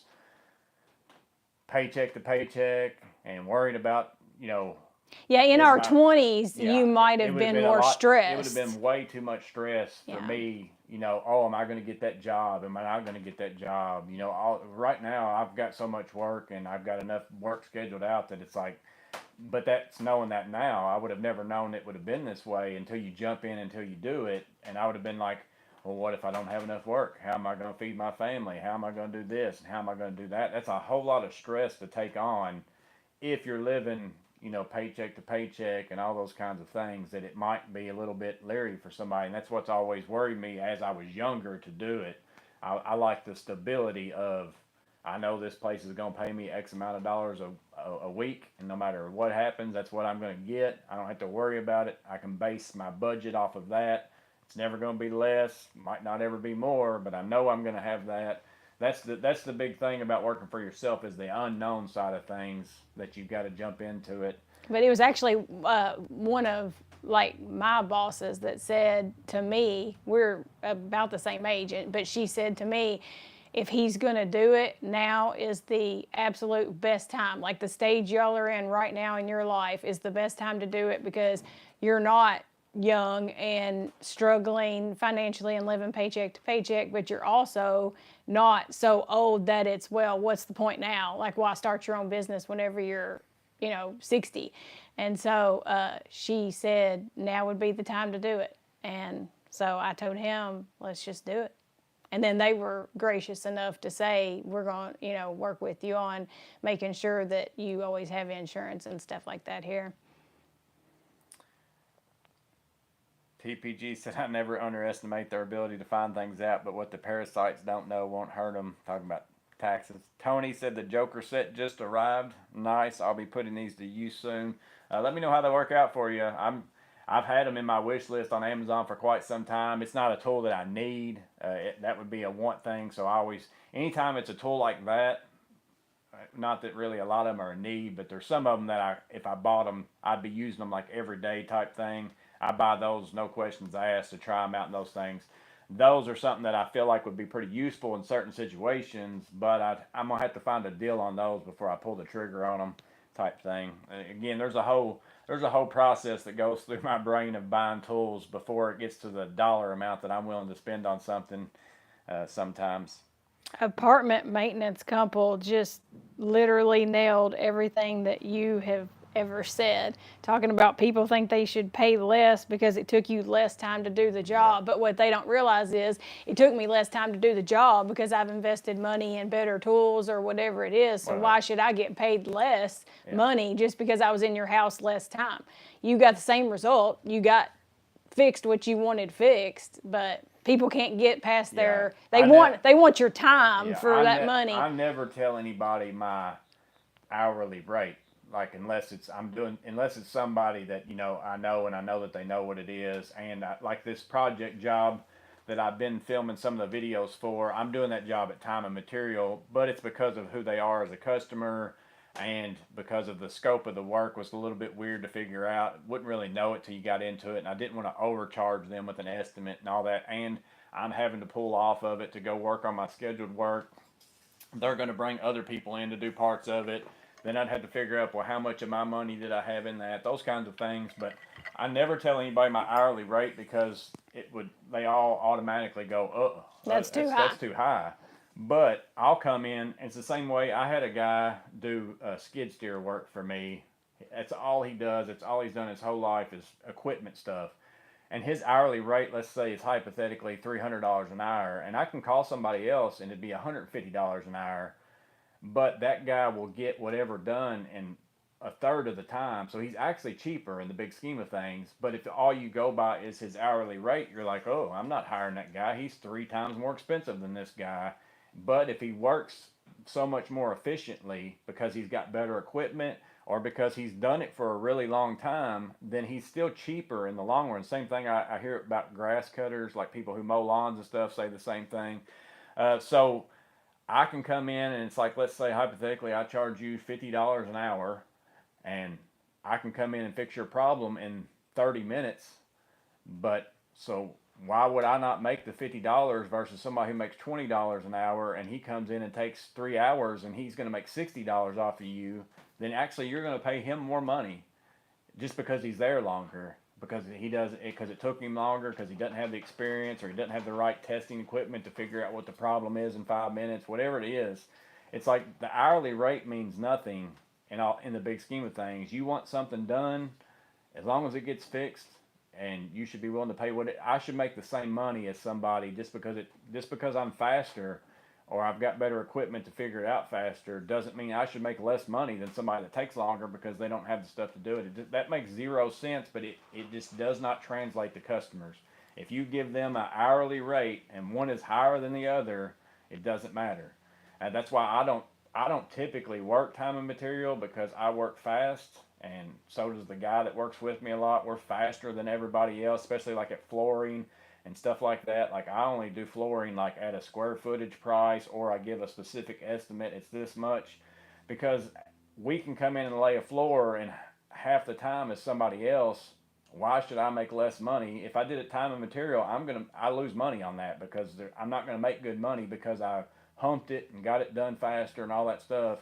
Versus if somebody else wants to come in and spend 2 days doing it, and they're going to make more money than me at time and material, it doesn't Well, make sense to work you think that time a and material. customer, to me, if I were hiring somebody to do something at my house, which I don't, obviously, because I have somebody who does that. But if I was hiring somebody, I'd just assume them get in and out quicker and be out of my house. As long as the job gets done, then I'd rather them be in and out. And but I think it's that people can't get over the fact that I'm paying you for your time, and so I want to get my money's worth, and I want you to be here for the whole day. If I'm going to pay you $500 to do this, then you should be at my house all day for $500. Well, what does it matter if they're in and out in a couple hours and you still got your job done and it got done? And I'm not saying somebody rushing something and not doing it right, but if they did the job properly and got it done in a couple hours, then they're out of your house sooner, and it's the same money you'd pay somebody else who hung out there all day. I don't know, but that's like I've been putting in some exterior doors this week at a guy's house, and none of them have worked out. Even though I even had the company come measure them and all that, I always do that. I'm like, I'm gonna have y'all come out and measure them and order the things and all that stuff. That way, y'all aren't blaming it on me and all that kind of stuff. And again, it's sometimes hard to figure out exactly what you need unless you go in somebody's house and take the trim down to figure out what your framed openings are and all that stuff. You don't really know exactly what the rough openings are until you actually take out the old one. But you can get kind of close. But every one of the doors I've had to work on every single one of them, spend a couple hours to make them work correctly because everything was out of whack from the manufacturer. The size was a little bit too big or a little bit too small. And I've got the time that I spent putting in probably, I don't know, hundreds and that maybe even close getting up in the high hundreds of doors in my lifetime. So there's not a lot of situations that you haven't run into. I typically don't like doing exterior doors because of the unknowns and stuff like that happen. But you could have paid somebody else per the time, and what they're going to do is they're just going to throw it in there, and they're going to get done as fast as possible or do whatever, and or by the job. If let's say we do it even by the job, it's $500 per door or whatever. I don't charge it that way because it doesn't benefit me. I'm going to end up making less money when it's all said and done. I have experience in putting in these doors. Your end result is going to be the door that's going to be put in right. It may cost you a little bit more money through me to do it, but I'm going to put it in. It's going to work like it's supposed to. It's going to fit like it's supposed to. Your lock sets are going to line up like it's supposed to. All those things are going to come into place, but it's the expertise thing of it that comes into play. But a lot of people won't hire me to do it because I'm going to be more expensive than this other guy, and that causes you to lose money, but they don't have that same expertise. They don't have those same things. So sometimes what I guess I'm trying to say is it's hard to get a customer related to, don't just look at the money aspect of it. Don't just look at somebody's hourly rate. Don't just look at even an overall cost, even if it's not an hourly rate, because this person's $1,000 estimate versus this person's $500 estimate can be completely different. You need to know what kind of work you want done, how you want it done, the quality aspect of it that you want done. That's what you're paying for. You're not paying for somebody's time, like what she said. The time's irrelevant. How long something takes somebody, two different people can be two different things. But it's all about what kind of work you want done. That's the end game of what people are paying for. I've got something that needs to be done. You did it how I wanted to. How much are you willing to pay for that? It doesn't matter how much time it takes somebody. It doesn't matter. All those things don't matter. It's the end result. If you get the end result you want, those people should make the same And the amount of most money. important question, well, can you do it yourself? Because if you can't. Yeah, ask the Scott Brown question. Can you hang a door? If you can't hang a door, you better hire somebody who can. Let's see. TPG said that he charges by the job or based on the time he thinks it ought to take. And then Matt HMM said, and I think that you do this too, he said you get good at knowing what you can do in X amount of time and bill accordingly. He's done so many of the same jobs over and over and over. He knows, barring some disaster, how long it should take him to hang a door. How long should it take me to do a drywall patch? That kind of stuff. And then in your own head, you say, well, I know how long this is going to take me. I know what kind of supplies I'm going to need. What do I want to make profit on this job? And then you just tell them it's going to be this amount of money. You don't have to say how long it's going to be. It's just, here's what it's going to cost to do this job. And then if I get there and I'm really in a really good, I'm able to hammer through it faster because physically that day I was feeling fantastic, or my brain was working as good as it possibly could, and I get done a little bit early, say I planned 4 hours on the job, but I got done in 3, well, that's my bonus for humping it. Maybe I didn't go take a lunch. Maybe I didn't go do whatever, and I just wanted to knock this thing out. I should make the money for my effort because, again, the end result is going to be exactly the same. You're going to get your door put in. Doesn't matter if it took me 3 hours, 4 hours, 8 hours, whatever. If you want your door in, that's all that should matter. You got your door in. It's working the way that you want it to. And if I gave you a price for it and I get done in 2 hours, then that's just extra money for me, even if I gave you a 4-hour type price. But again, I wouldn't have told somebody I've got 4 hours in this at X amount of dollars per hour. I'd just say I'm going to put in your door for X amount of money. And at the end of the day, if you're okay with that, it doesn't matter if it takes me 5 minutes. I should still make that same kind of money because the end result's the same. Stefan said, apartment maintenance couple, that's why I never tell my hourly rate I charge for the job and always inform clients before. Yeah, that'd be my recommendation. Like I said, there's some people who I tell them up front, be like, that's probably going to, and they can kind of guess it because there's a lot of my service call jobs they'll call me, and again, I don't spend time going out and estimating service call stuff because to me, that's where you don't make any money at that point. If someone wants me to replace a kitchen faucet and hey, can you come to my house and give me a price on replacing my kitchen faucet? I'm not going to drive over to their house, look at their kitchen faucet, and then say, oh, well, I can do that in an hour, so it's going to be $100, because then I'm going to have to drive back over there to actually do the work. So I've already drove to their house twice just to look at something to say $100. It's like I'm not making any money at that point. Well, most of your people are good too. Now that they've worked with him enough to know, they'll send a picture.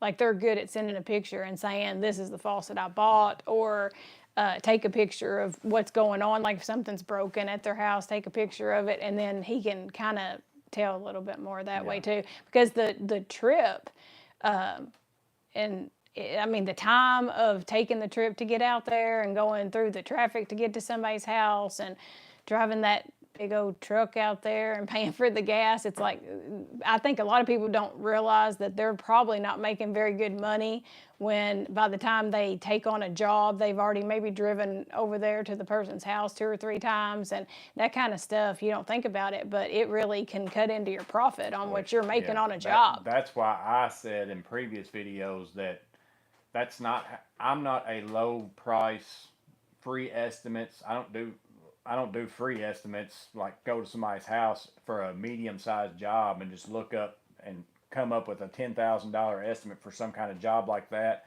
I mean, somebody can call me with a service call type thing. I'll give them a price over the phone and say it's probably going to be this amount or less. But if you tell me that that's okay with you, whenever I get there and if I look at it and I can see, oh, this is going to be way more than that, I will tell you before I start the job that I didn't know that you had this until I got here.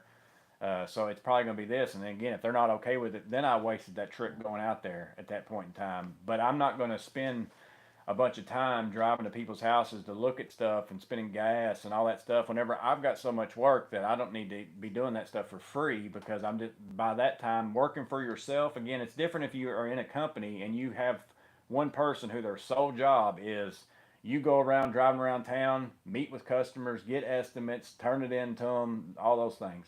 Well, anytime I'm doing that, that means I'm not physically working at my other jobs, and that means I'm not making any money. So I don't want customers where they just want a low price. Well, and then if you do those and you go around and you're constantly just giving bids to people, then half the time those people aren't going to end up hiring you anyway. So then you've wasted the time that you could have been doing another job, and it's actually costing you money at that point. That's why I've always said the only customers that I care for are the ones who understand what I'm bringing to the table, like what kind of work I do, the clean, quality, all those things. They might cost them a little bit more money because I'm more expensive than maybe the cheap guy, but I want the one who's going to call me and say, I want what it is that you do, so just come and do it, whatever it is, and then I know basically not nickel and dime trying to get the person who might cost you $50 less. I'm not a lowest price estimate. I'm not a lowest price person. You might as well not even call me. If you're looking for the lowest price, don't even call me. It's not going to be it. Very rarely I'm going to be the lowest price. You'd have to call somebody else. If you only call 2 other people, you're going to have to find somebody else that's more expensive than me. Is the only way that I'm going to be the lowest price out of 2. So it's a total waste of my time. So I try to stay out of that. That's like I've said before. I see people on Facebook all the time. I'm looking for somebody to do this. Drop them down below, and all they're looking for is a really cheap price. And matter of fact, sometimes they even tell you for this much money, and it's like. Or even say, I'm looking for somebody cheap. Yeah, it's like they just come out and say it. I'm looking for somebody cheap. I don't even want to get in that conversation because that's not the type of customer I'm looking for. Let's see. Let me go back up. I've been scrolling. Proper bidding is 50% work done. Yeah, bidding. That's because apartments maintenance couple said bidding on jobs is the most important part of the job. It takes time to get your bidding perfected, if ever. LOL. That's 100% true. I always keep track of every job I do. I keep track of the amount of hours that I worked every single day on it, what I did during those hours. So I've always got, and again, I don't really have to think of it in this way. Now, back whenever I was working at another place, I was trying to figure out, I was always looking for that magical square footage number, but I don't think I can do it in my line of work. Now, like if you're a painter or something like that, you can probably, over the course of a year's worth of jobs, if you really keep really good records and you know that I painted this much square footage on this house, and by the time I figured in materials, my labor, and all this, it cost me this much. You can divide that, do like 50 jobs that way, and then you'll come up with this number that's probably going to be pretty similar almost every time. But whenever you do a lot of different stuff, it's very hard to, narrow it down like that. And then every now and then there's that uh, difficulty factor because some square footage is not the same. That's like a flooring square footage. If I'm just doing one big old open room, I'm going to do that a whole lot faster than if I'm going down a hallway with 15 doors. And, that's less square footage in that hallway. Or a tiny bathroom, which is your favorite Yeah. project ever, is Yeah. working in a tiny bathroom. So there's some stuff I feel like some jobs in particular, I think you could probably bid square footage over the course of time. If that's all you do, you're going to be able to narrow it down like crazy. But bidding, it's more for me, it's more of a feel thing. Now, I keep records to kind of give me an eyeball idea so that whenever in my brain, if I say, well, I'm going to go and metal frame stud this job right here, and I know how much linear feet of walls I did. I know how many hours it took me on that job. I know how many hours it took me on 3 or 4 jobs that are just like that. I kind of get myself a price with that, but I don't really use that. The next job I have, I'm like, I bet this will take me like 3 days. I figure up how much that linear foot price is, and then I just compare it to my other ones that I made money on to make sure I'm in that range. And if I figure that up and I'm way less, I'm like, well, maybe I don't have enough time in that. Is what I thought I would need. Maybe it is going to take me 4 days, because sometimes in the past it's taken me 4 days to do that much. I'm just double checking my instincts of things. But it's just a gut instinct thing. But the more time you do it, the better off you become at it anyways. But it's still ultimately an estimate is still a guess, but you can be better at guessing. As with anything, the more input, more stuff, more data that you give yourself, all that kind of stuff. Abraham Perez said he made it. He was working earlier. Oh, yeah. He made it. Oh, vegan cookies, good. He's here. I think that's the first that we've seen of him. I recognize both of those names. Yeah. The outdoor dude, do you prefer one long job or more smaller jobs? I prefer like service, like I'm there that day and I'm done, within an hour or two, whatever. That's what I actually love doing. But I mentioned that I'm a puzzle person, not really physical puzzles like the ones you put together. They love, my kids and my wife both love that kind. But I like something's broke and I want to go figure out why it's broke, what caused it to break, how do I fix it, and then like same thing with a long job. It's the end process, the process throughout of I've taken this building that looked like garbage and now I've turned it into something that looks really good. But ultimately I do all that in between just so at the end I've got that satisfaction of, look, I figured it all out and now it looks like this. So the smaller jobs to me, I get that instant gratification. faster. It comes a little faster. Yeah, so that's why I like those. I prefer doing like probably the longest I like to do is like a couple weeks or something like that.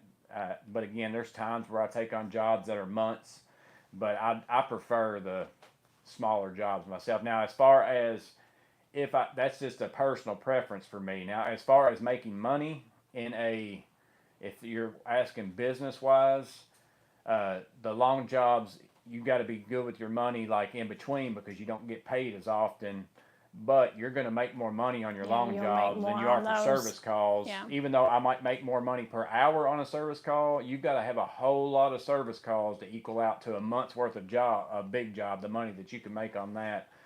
So you might make less per hour on that big job, but you've got your full day for a month long of however many hours that you're making and all that kind of stuff. Again, it kind of goes back to the working for the employer or yourself. It's the stability of money that you're making every single day on a big job versus a service call job aspect. If I don't get 10 service calls, if all I did was service calls and I only got one service call a day, I'm not going to make enough money, But if I got 15 a day, I'm going to make really good money type thing. So it's one way or another. I like the smaller jobs personally, just because of where I'm at now and that instant gratification of I went somewhere that something was broke and I fixed it, that kind of thing. Let's see, Woodchuck, hello to you and the missus. Bummed I missed most of this. Unfortunately, I had a funeral to attend this morning. Sorry about that, buddy.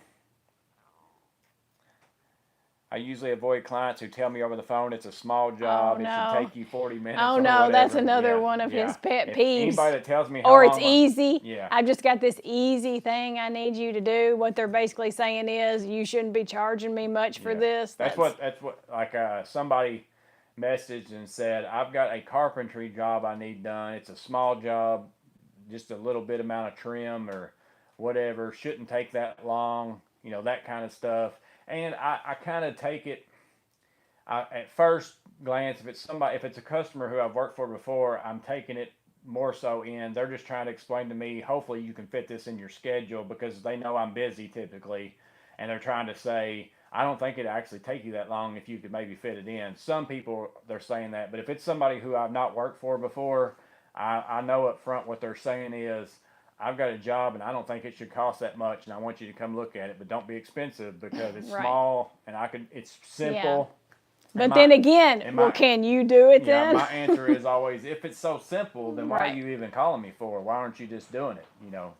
Well, and then the answer is, well, I don't want to do it. Well, then you should pay me for the fact that I'm going to come do something that you don't want to do, not whatever the job is. Again, I'm providing a service of doing something that either you can't do or you don't want to do. Why should I not make money to do that?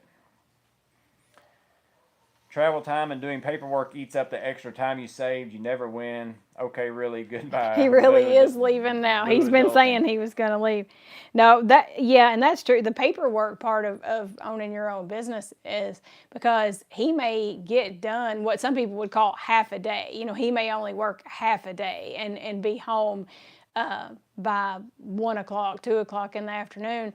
But then, there's still scanning receipts and putting it in my every afternoon. I made my own, like I don't use QuickBooks and all that stuff. I make my own Excel spreadsheets and for all kinds of stuff, and I keep track of everything where it does all the figuring for me. I don't know what word I was looking for, but calculations. Calculations. That's the word I was looking for. It does all that for me and puts it on one big screen for me, how much I need to send in taxes and all that stuff. So all I'm doing is pushing in numbers. But again, it took me a while to make that sheet to work for me, and it's built for a 1-year process. So basically, I made my own QuickBooks, and I've done that same thing with a bid sheet where I can go in whenever I bid big jobs. I've made myself my own Excel sheet for bidding jobs where it puts it in categories for me, keeps up with my square footage price on stuff. So again, I've got stuff calculating all that stuff just to give me the most information that I can possibly get to be able to bid better and do all those things. But all that takes time. Those sheets save me time, but they cost me a lot of time to make them, and putting in invoices, scanning receipts, keeping copies of emailing customers, lining up stuff for the next day, unloading his truck with the tools that he used for that day, loading it back up for the stuff he's going to use the next day.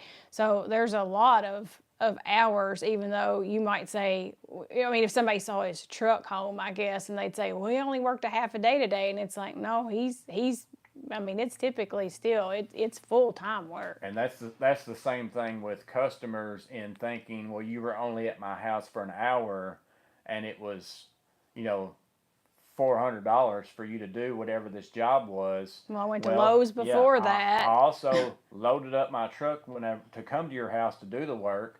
I unloaded my truck of my saws or whatever whenever I got home. I had to go to Home Depot or Lowe's or wherever, pick up the lumber, the material, all that stuff. So the fact that I was only at your house to do the job for an hour, there were still 3 other hours of loading my truck, picking up materials, typing up an estimate, sending you an invoice, all those things. And then I've also got to pay for my insurance. I've got to pay taxes. I've got to do all this other stuff. Had to buy all these tools to even be able to do this job. I've got to be licensed to work on your house. I've got to do all this stuff that goes into the play of that hour. And sometimes all customers see our time. And again, what's it called? Mobilizing and demobilizing. Mob and demob is what I call it. That's what we always getting ready to go to the job, and then after you come back from the job, then you have to unload, and of course for him, he's got to get out that Houdini and start cleaning tools. Yeah, you have to charge people for cleaning your tools. That's why I make so much money. Let's see. Abraham, exactly. You want to pay Chuck in a truck prices and get Chuck in a truck quality. Go for it. When you're ready for quality and reliability, here's my number. Yeah, that's the only way. Chuck in a truck. That's the only way to go. Like I said, there's people who make a lot of money doing low estimates and all that stuff. And especially there's bigger companies out there who will bid stuff and bid it cheap because they know if I can just get my foot in the door, I'm going to change order the fire out of this customer. There's stuff that, they didn't think of and I didn't bring up to them. I didn't write it in my estimate. I've never liked having those people do work for me as a facilities manager, all that stuff. If they ever did it to me once, it's like I would never hire you again. And then also, I just don't like arguing with people. Arguing with a customer, arguing with a subcontractor, contractor, that's not something that I want to spend my time doing. So I'd rather hire somebody. If I was to hire somebody for myself, I tell everybody up front, I'm like, just tell me the most, like, I don't care what it is. I just want it done this way. This is how I want it, type thing. And I'd rather somebody be more expensive and do it that way than to give me some cheap price and then come in and want more money later and all that kind of stuff and not do a good job and all that. And again, if that's the person, there's a lot of customers out there that all they care about is that price number. And if that's that customer is not my customer. I've said that over and over again. And if that's the type of there's people out there that make a lot of money with those customers, but you have to work twice as hard, in my opinion, because you got to do like 3 jobs in the amount of time that I do one job to make the same amount of money as me. I'd rather do one job and do it well and make good money than to have to go and do 3 jobs, be stressed out about 3 jobs, try to make every dime I can out of it, try to do it as fast as I can and as low quality as I can so I don't lose money on it. It's like, that's not the way that I want to work. That's just not, it's not fun to me. It wouldn't be, it's too much stress. Michael Thompson, sitting here watching Texas, Michigan football, listening to you and Mrs. Morgan waiting on the Amazon dude delivering Klein pocket screwdriver. A perfect day. Hope yours is good or better. Yeah, we'll be watching some football later today. I'm glad football started back. That's one thing we're both big fans of. She watches football with me all the time, so we're both big football fans. I watch football with you. There are times I watch it that you might not. I might be a bigger fan than he is, but yes, all is right with the world because football is back. VCG says, "What's your dinner plans?" You're always worried about what I'm eating, VCG. Yeah. I have no idea right now. Yeah, I don't even know what we have. I've been wanting a steak ever since plumbing with Oh yeah, we don't. I looked for. Now you're gonna get us. We're gonna start complaining about grocery prices instead of taxes. I actually went to the grocery the other day, and a pack of steaks was $40. $40. And there were only like 3 in there, and they weren't huge, and they weren't like some fancy cut. It might have been ribeyes, I think, but $40. And I just said no, we're not doing it. So we've been eating more hamburger than we have steak here lately. But don't get us started on inflation. But all I know is we're 99 cents closer to that steak thanks to VCG. That's true. Vegan cookies good. Yep. Stefan said he does exactly the same thing. I call back and explain politely that such a simple job does not require my specialized knowledge and clients could do it on their own. Yeah, you don't need me. Weird seeing comments disappear. I noticed that too, Rob. Well, it's not me doing it. So no, I haven't. I wouldn't know if it did disappear or not. Yeah, I guess they might be disappearing fast enough that we're not seeing them. And I know it's not being done by me, Mr. and Mrs. Mr. and Mrs. Morgan. Yeah, it's not us. I wouldn't know how to delete a comment if I wanted to. No, I don't. Not on no, I don't think so. Not to mention doing all the unseen work and then come home and make videos, living the dream. Oh yeah. Yeah, we're just talking about the actual Morgan's maintenance stuff, but yeah, then you add in trying to do the videos and the filming and the editing and creating the thumbnail and whatever else all goes into the videos, then and it would definitely be harder for me to do as many videos as I do if I wasn't working for myself. If I worked every day, the same hours every day, and I got home and I only had a few hours and all that stuff, I wouldn't be able to probably do as many videos as I do right now. It's because like I get ahead on a job and I get to a point during the day where, well, if I start the next process of this job, I'm gonna be here really late to be able to get that finished. It's not going to do me any good, so I just go ahead and I'm going to start that tomorrow, and I'll come home and film a video or whatever it is. So it's worked out for me to be able to continue making videos and do as many as I can, probably as many as I do, uh, working for myself. I don't think I'd be able to do it as much if I didn't work for myself. It'd be a lot harder. We'd have later nights for sure. Dan Doyle said, great conversation, enjoyed it. Thank you both. Take care. Appreciate it. Dan. Rob said, fat fingers on my end. Talking about maybe deleting the things. Oh, You really should make those live feeds more often together. Yeah, like I said, the next one we'll do will probably be the reading the together anyways, will be the comments that people have made that YouTube held out, and I go ahead and approve them, but sometimes YouTube deletes comments on videos no matter what. Doesn't matter. Sometimes I used to put them in my, I've got a space that says held for review, yeah. and I'd have to go in and look at them, and I always approve them. It doesn't matter to me what they say. I just go ahead and approve all of them. But I have started, like in the last probably 6 months, like while I'm uploading the video, I just select don't hold any comments on it. I just noticed that was a feature like 6 months ago. And so I haven't had any in there, but that doesn't mean that YouTube still doesn't delete them themselves. And those I never see. Like if YouTube gets rid of them, I don't see them. I don't even know that they got rid of them. That's probably something they do with the algorithm. If it's some like what they would call hate speech or something, then you won't ever see them. But they're not that bad. I mean, he showed me a few of them. They're not horrible comments. I mean, some of them are rude, and the only ones that really bother me are probably like something where I feel like they would be like calling into question like his character somehow, like, and I think, well, you don't really know him very well if you're questioning his character or ethics. But and then there was one where somebody made a comment about our little cat, and I didn't like that one. Abraham Perez says, hey, yeah, actually, what's each of y'all's favorite food?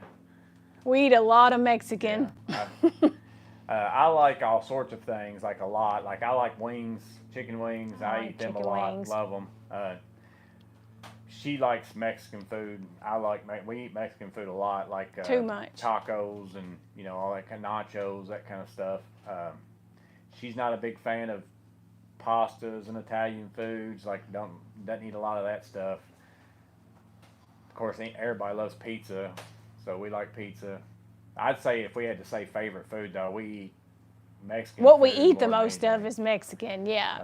But pizza and wings both. And in all reality, you could say Mexican food, but it's like, do you like tacos, burritos, whatever? It's all the same to me. Like it's just a different form of like four ingredients.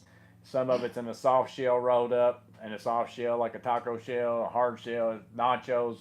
Nachos are crumbled up tacos. It's all the same stuff, but it's just whatever form you want to get it in. But that's typically what we eat the most. Is probably that. I scratched a spot on my leg and got blood on my fingers. Let's see. Rob said he agrees. I'm a fan of the duo video. Work really well. Sweet couple. Appreciate that, Rob. Stefan, I removed one of my comments because I made too many language mistakes, plus some typos rendering it unintelligible. Then I tried to fix it and made more typos. My fingers, I think that's what Dan was talking about, was fat fingers. It's like, I've noticed I didn't have this much of a problem. I don't know if it's because I'm getting older. Maybe my fingers are getting fatter. I'm not real sure.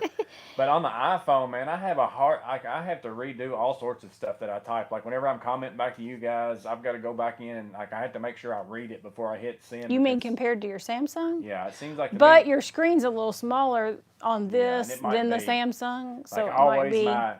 Whenever I go over to hit an A in the corner, it's always like an S or a T that it puts in the middle of a word. I have a whole lot bigger problems with that. So, Timinator, that's my issue now, is trying to get videos done after working out of town all week. Yeah, it's always really hard to, like I said, that's the guess the trade is the only one that stresses me out because I try to get one every Saturday. Like everything else, I just film, and whenever I get it filmed, I put it on, and I don't have like a set time.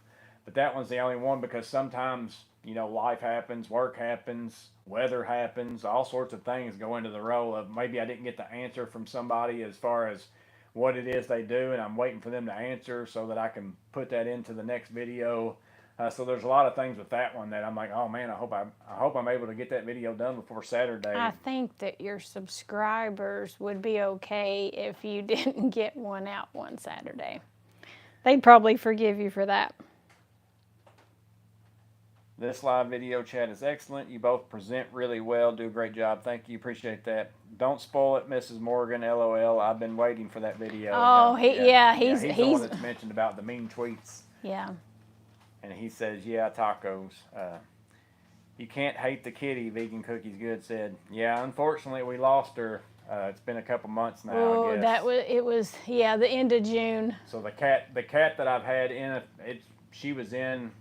I think it was my top M12 video, maybe at the end of it, because it had been a while since I posted a video, and that was whenever I first started the channel type thing, and I was trying to do at least one or so a week, and it had been maybe a couple of weeks even. I'm not sure how long it had been, because she had to have surgery and lost an eyeball. She had got real sick and those kinds of things, and just a bunch of other stuff was going on. So at the end of that video, and I even said, this is for the subscribers, just to let y'all know why I hadn't posted anything. I did it at the end of the video, so it didn't impact anything in the regular video.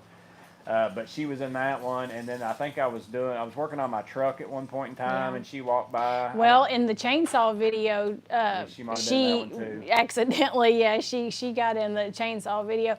But yeah, we had her. She was about 15 years old, and we got her when she was just tiny, like weaned off of her mom. So we had her for the whole 15 years. Basically, grew up with our kids. And best cat you could ever ask for. We used to say she was more like a dog.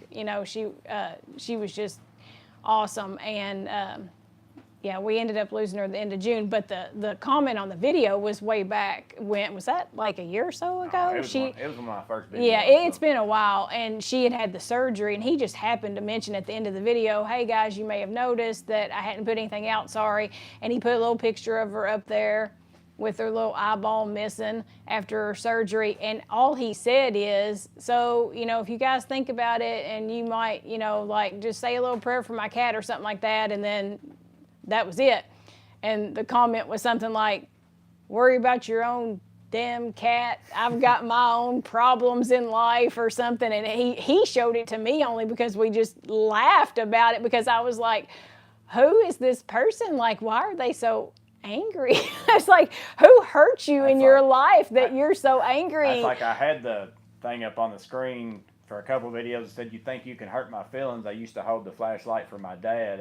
It's like, I just thought that was funny whenever I read it. But I'm that way with comments. That's why I allow every comment. Like, you couldn't hurt my feelings if you tried. It doesn't matter to me what you say about me or whatever. I know who I am, and it doesn't bother me what you say.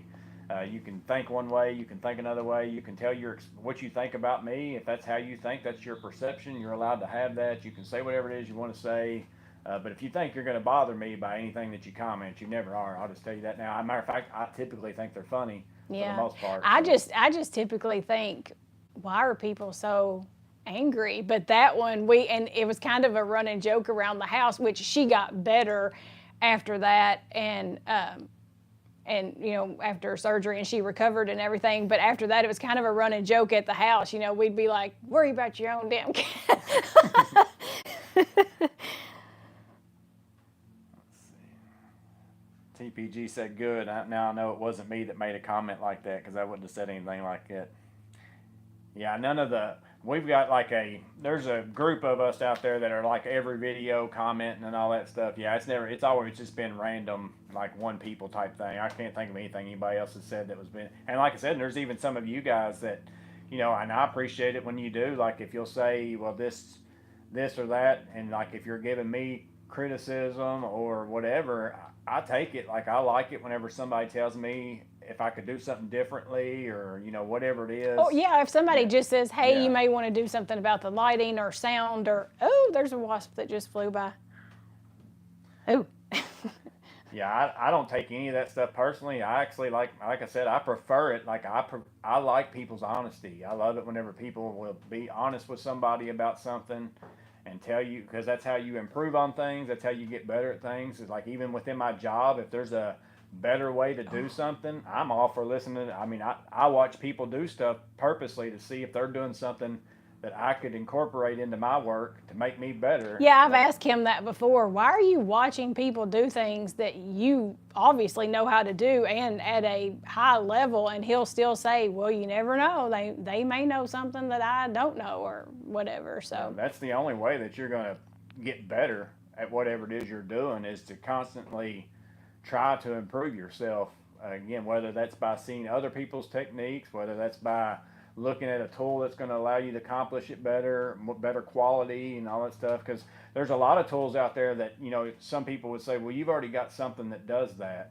And from an efficiency standpoint, that tool might not make any difference. It's like, yeah, I could keep using my old tool and I can still achieve the same result in the efficient way or whatever. And that's probably the one thing I am guilty of on the tools. I don't say much about tools, but I will occasionally say, but don't you have something that already does that? I mean, that's the one thing. But then there's some tools out there that might not change the efficiency and how quickly I can get something done, but it allows it to be done in a more quality way. I mean, that would be like a track saw or something like that. I've got a circular saw, I've got a table saw, I've got all sorts of saws that I can go cut boards with, and I can still cut any board with it, do whatever. But maybe there's this one time where this cut really has to be 100% straight. I think we got the cowbells going off with the weather, but it's just a test, I'm sure. Yeah, it's like sunny and 75. Like there's not a tornado. So I don't know when that will quit making noise. That might be crazy loud. I don't know, but in any case, a track saw would be unnecessary to get a lot of my jobs done that I can do with a saw, but every now and then there's this job where this cut has to be like to a T, perfect in the way that I want it, all those kinds of things.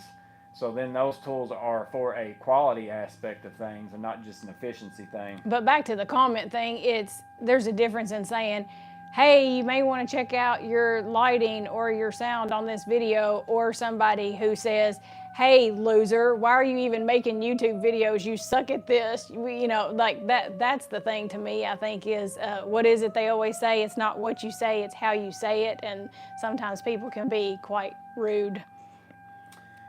Stefan said, from what he's observed in some very fast-growing channels that gain huge popularity, they have some of a regular schedule. There are channels like Applied Science or Stuff Made Here that post irregularly, but your type of content requires some schedule. And TPG said, no, not like a dog. Good dogs aspire to be cats. We used to say that because you could, like most people say, like, oh, cats are, they don't show any emotion and they don't actually love their owners and all. But I mean, that's not true. And like you could call her and she would come to you and stuff like that. She wasn't like one of those that was, I know some cats that are very like, I can't be bothered with you, just feed me and go away. But she was very loving.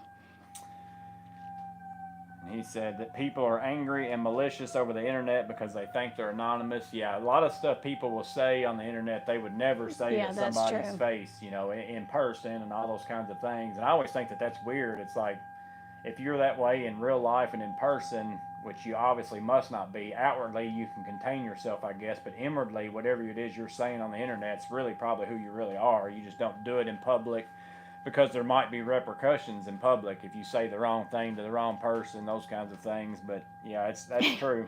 Abraham said, well, the guy that commented needs a hug, probably didn't have a daddy around to ask him to hold a light. Yeah, probably some truth to that. Probably not a lie. Jay Daniels from North Carolina checking in. He said he's late. We went through North Carolina recently just for a little while to go to South Carolina. We went to Charleston. So. Yeah. I didn't love the roads in North Carolina. Yeah. Sorry. Y'all had a lot of construction going on in North Carolina. Yeah. Rob Holland said Aura tool is just more fun to use, and yeah, I've mentioned that a lot of times, and that's another thing that she has a hard time with. Not that she doesn't want me to enjoy what I'm doing, but anytime you've got 250 screwdrivers. Yeah, it is hard to convince somebody, like his ball grip screwdrivers. Yeah. Oh, I just love the way they feel, and it's like, and then okay. Then I buy another one, and I open the package in the house, and she's like, another screwdriver. Yeah. But sometimes, again, you're buying tools because if you're not enjoying what you're doing, then it's like, it makes for a miserable day, in my opinion. So it's like, if I'm going to spend 8 hours or more a day working physically with tools, I want it to be an enjoyable experience. I don't want it to be, I got to use this stupid thing. But I tried to relate, and I said to him the other day, I said, well, I guess it would be sort of like if you went into our closet and you said, why do you have 10 pairs of black sandals? They all look the same to me. They're all black. They're all sandal type shoes. They're all, summertime, whatever. And I would say, oh, no. There's a difference. Like, because these I wear with pants, and these are for skirts, and these are for, and so I guess it's the same difference where if he came in the closet, he would see a lot of things that look like duplicates, but to me, they're not. And same thing out here in his garage. I see a lot of things that all look the same, but I'm sure he would tell me why they're all very different, and he needed each and every one that he purchased.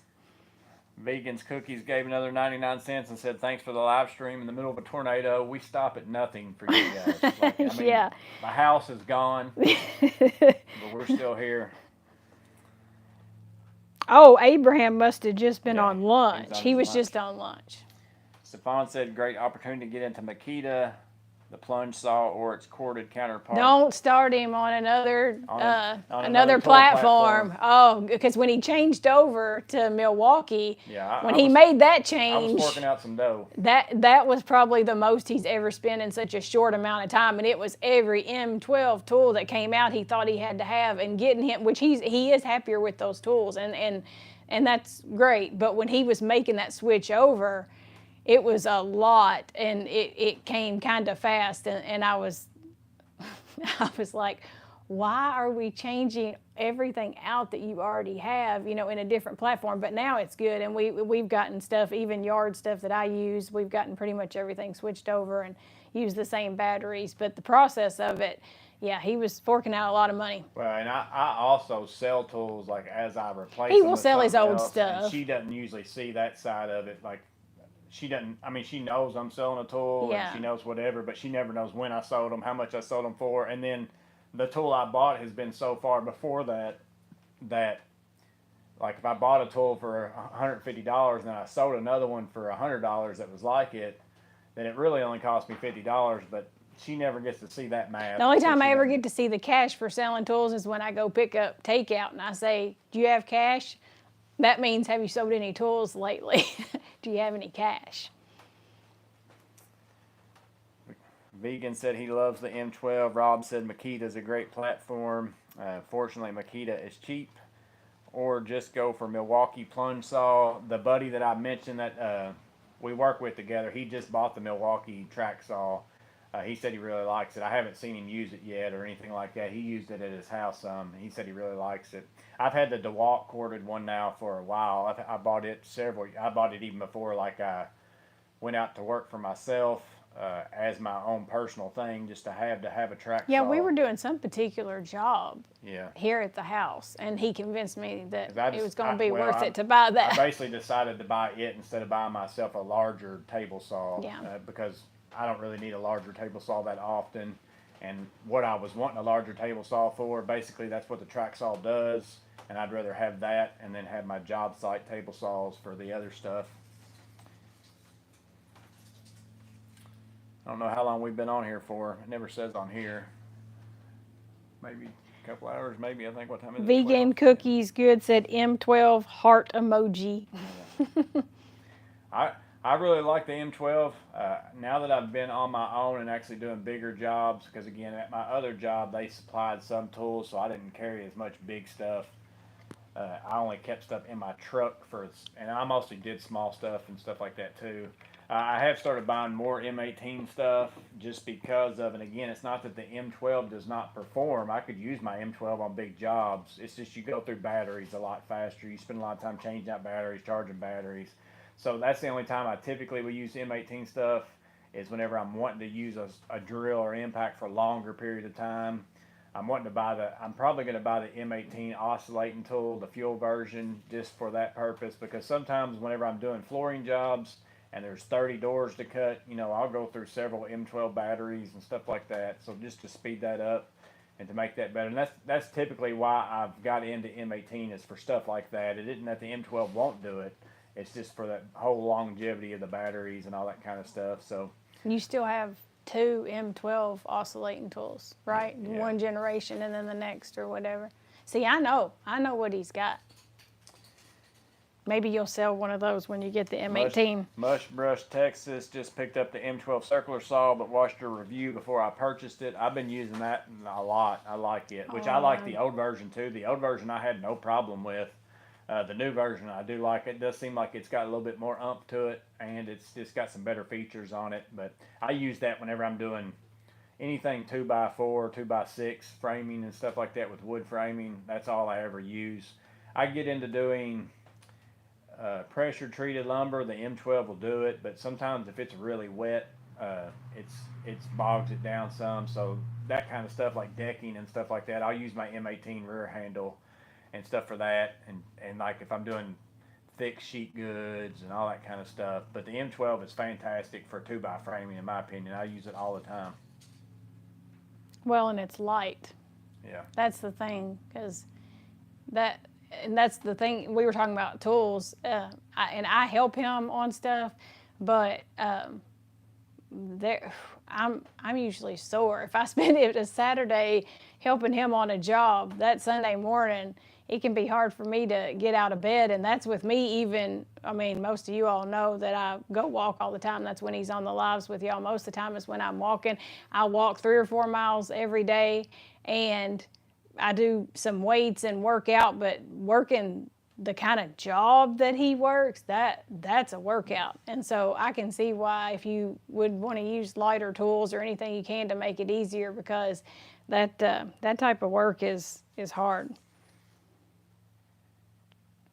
Stefan, just to be clear, for Makita cordless plunge saw with 2 saw blades, Makina sustainer, 2 60-inch rails, plus connector, you will pay less than $400. That's pretty good deal with batteries and a charger for less than $500. Yeah, all my DeWalt stuff with it's a corded, it's not even a battery one, but it with the tracks and all that stuff. I think I came up to, was it $800? I think whenever I was doing the most expensive thing in my garage that I bought at one time and at regular price, that's what I paid for it. And again, that's just a corded one and all that stuff. So yeah, that's a pretty good deal. Rob said dinner time in a few minutes, so I sadly have to say have a great rest of the day. Please do more of this concept. Honestly, you both work great together on camera. Appreciate that, Rob. We're probably going to get off here too. I got to get ready for the guest of trade and get myself something to eat. Like I said, this won't be the last time she'll be on here. We'll have other things. I'm probably, again, I haven't decided on the shop. Like if I go around here, I know a lot of you have been asking for that. I've been back and forth on, I might do a video, which again, I'd probably have to have her record and just do a video and put that out, and then also come back later and do a live with questions about it, so that I can put up pictures and stuff like that of what stuff is. But I know I'll miss some stuff, but I think if I do a live and I go around here and I start reading questions, it would take a really long time. So I don't know how I'm going to do that. We may end up just doing a live instead of for that stuff too, but in either way, she'll be in that to take the camera and go around.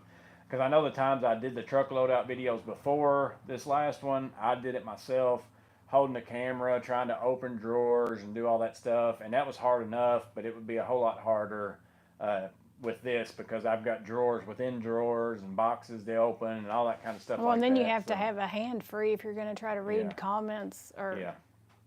Yeah. So then also if I did it and I was trying to read comments, I'm gonna have to stop and start. It'd just be a whole big thing. So I'm trying to figure out how I want to do that. If it'd be better to just do it live or to make a video and then do a shop questions live. So that way people can watch the video and get an idea of what's in here, and then whatever questions you have, I'll go around specifically to those things and look at those. I thought that might be the better way. And we got to figure out how to get these comments maybe up on the screen, because Abraham has got to see the mean tweets. He calls it trolls. Yeah, and there's not very many of them. So whatever day we do those, we'll do those, and then we'll stay on for a little while and answer questions again or something like that. Because I haven't had very many bad comments. So that's another thing, is like I'm digging through them, making sure I've got all of them. And some of them are very similar. So like our answers to them are going to be the same answer for a lot of them, because a lot of them are pretty similar. As a matter of fact, I've even addressed some of them over time in different videos and stuff like that. But we'll talk about them at some point in time. TPG said he also needs to eat before they gets to trade. So we're going to go ahead and get off here. Hope y'all have a great rest of your Saturday. The weather here this weekend in our area, in our neck of the Perfect woods, fall weather, football weather. Yeah, it says it's 80 degrees in here, but I think it's a lot in the colder. 70s outside. Yeah, no humidity. It's great. Yeah, I think it's supposed to get hot again next week, but this weekend's going to be really, really nice. So hope y'all have a great rest of your weekend. Hope y'all have a great rest of your day. You guys stay Stay safe. Have a blessed day. day. See you on the next one. All right.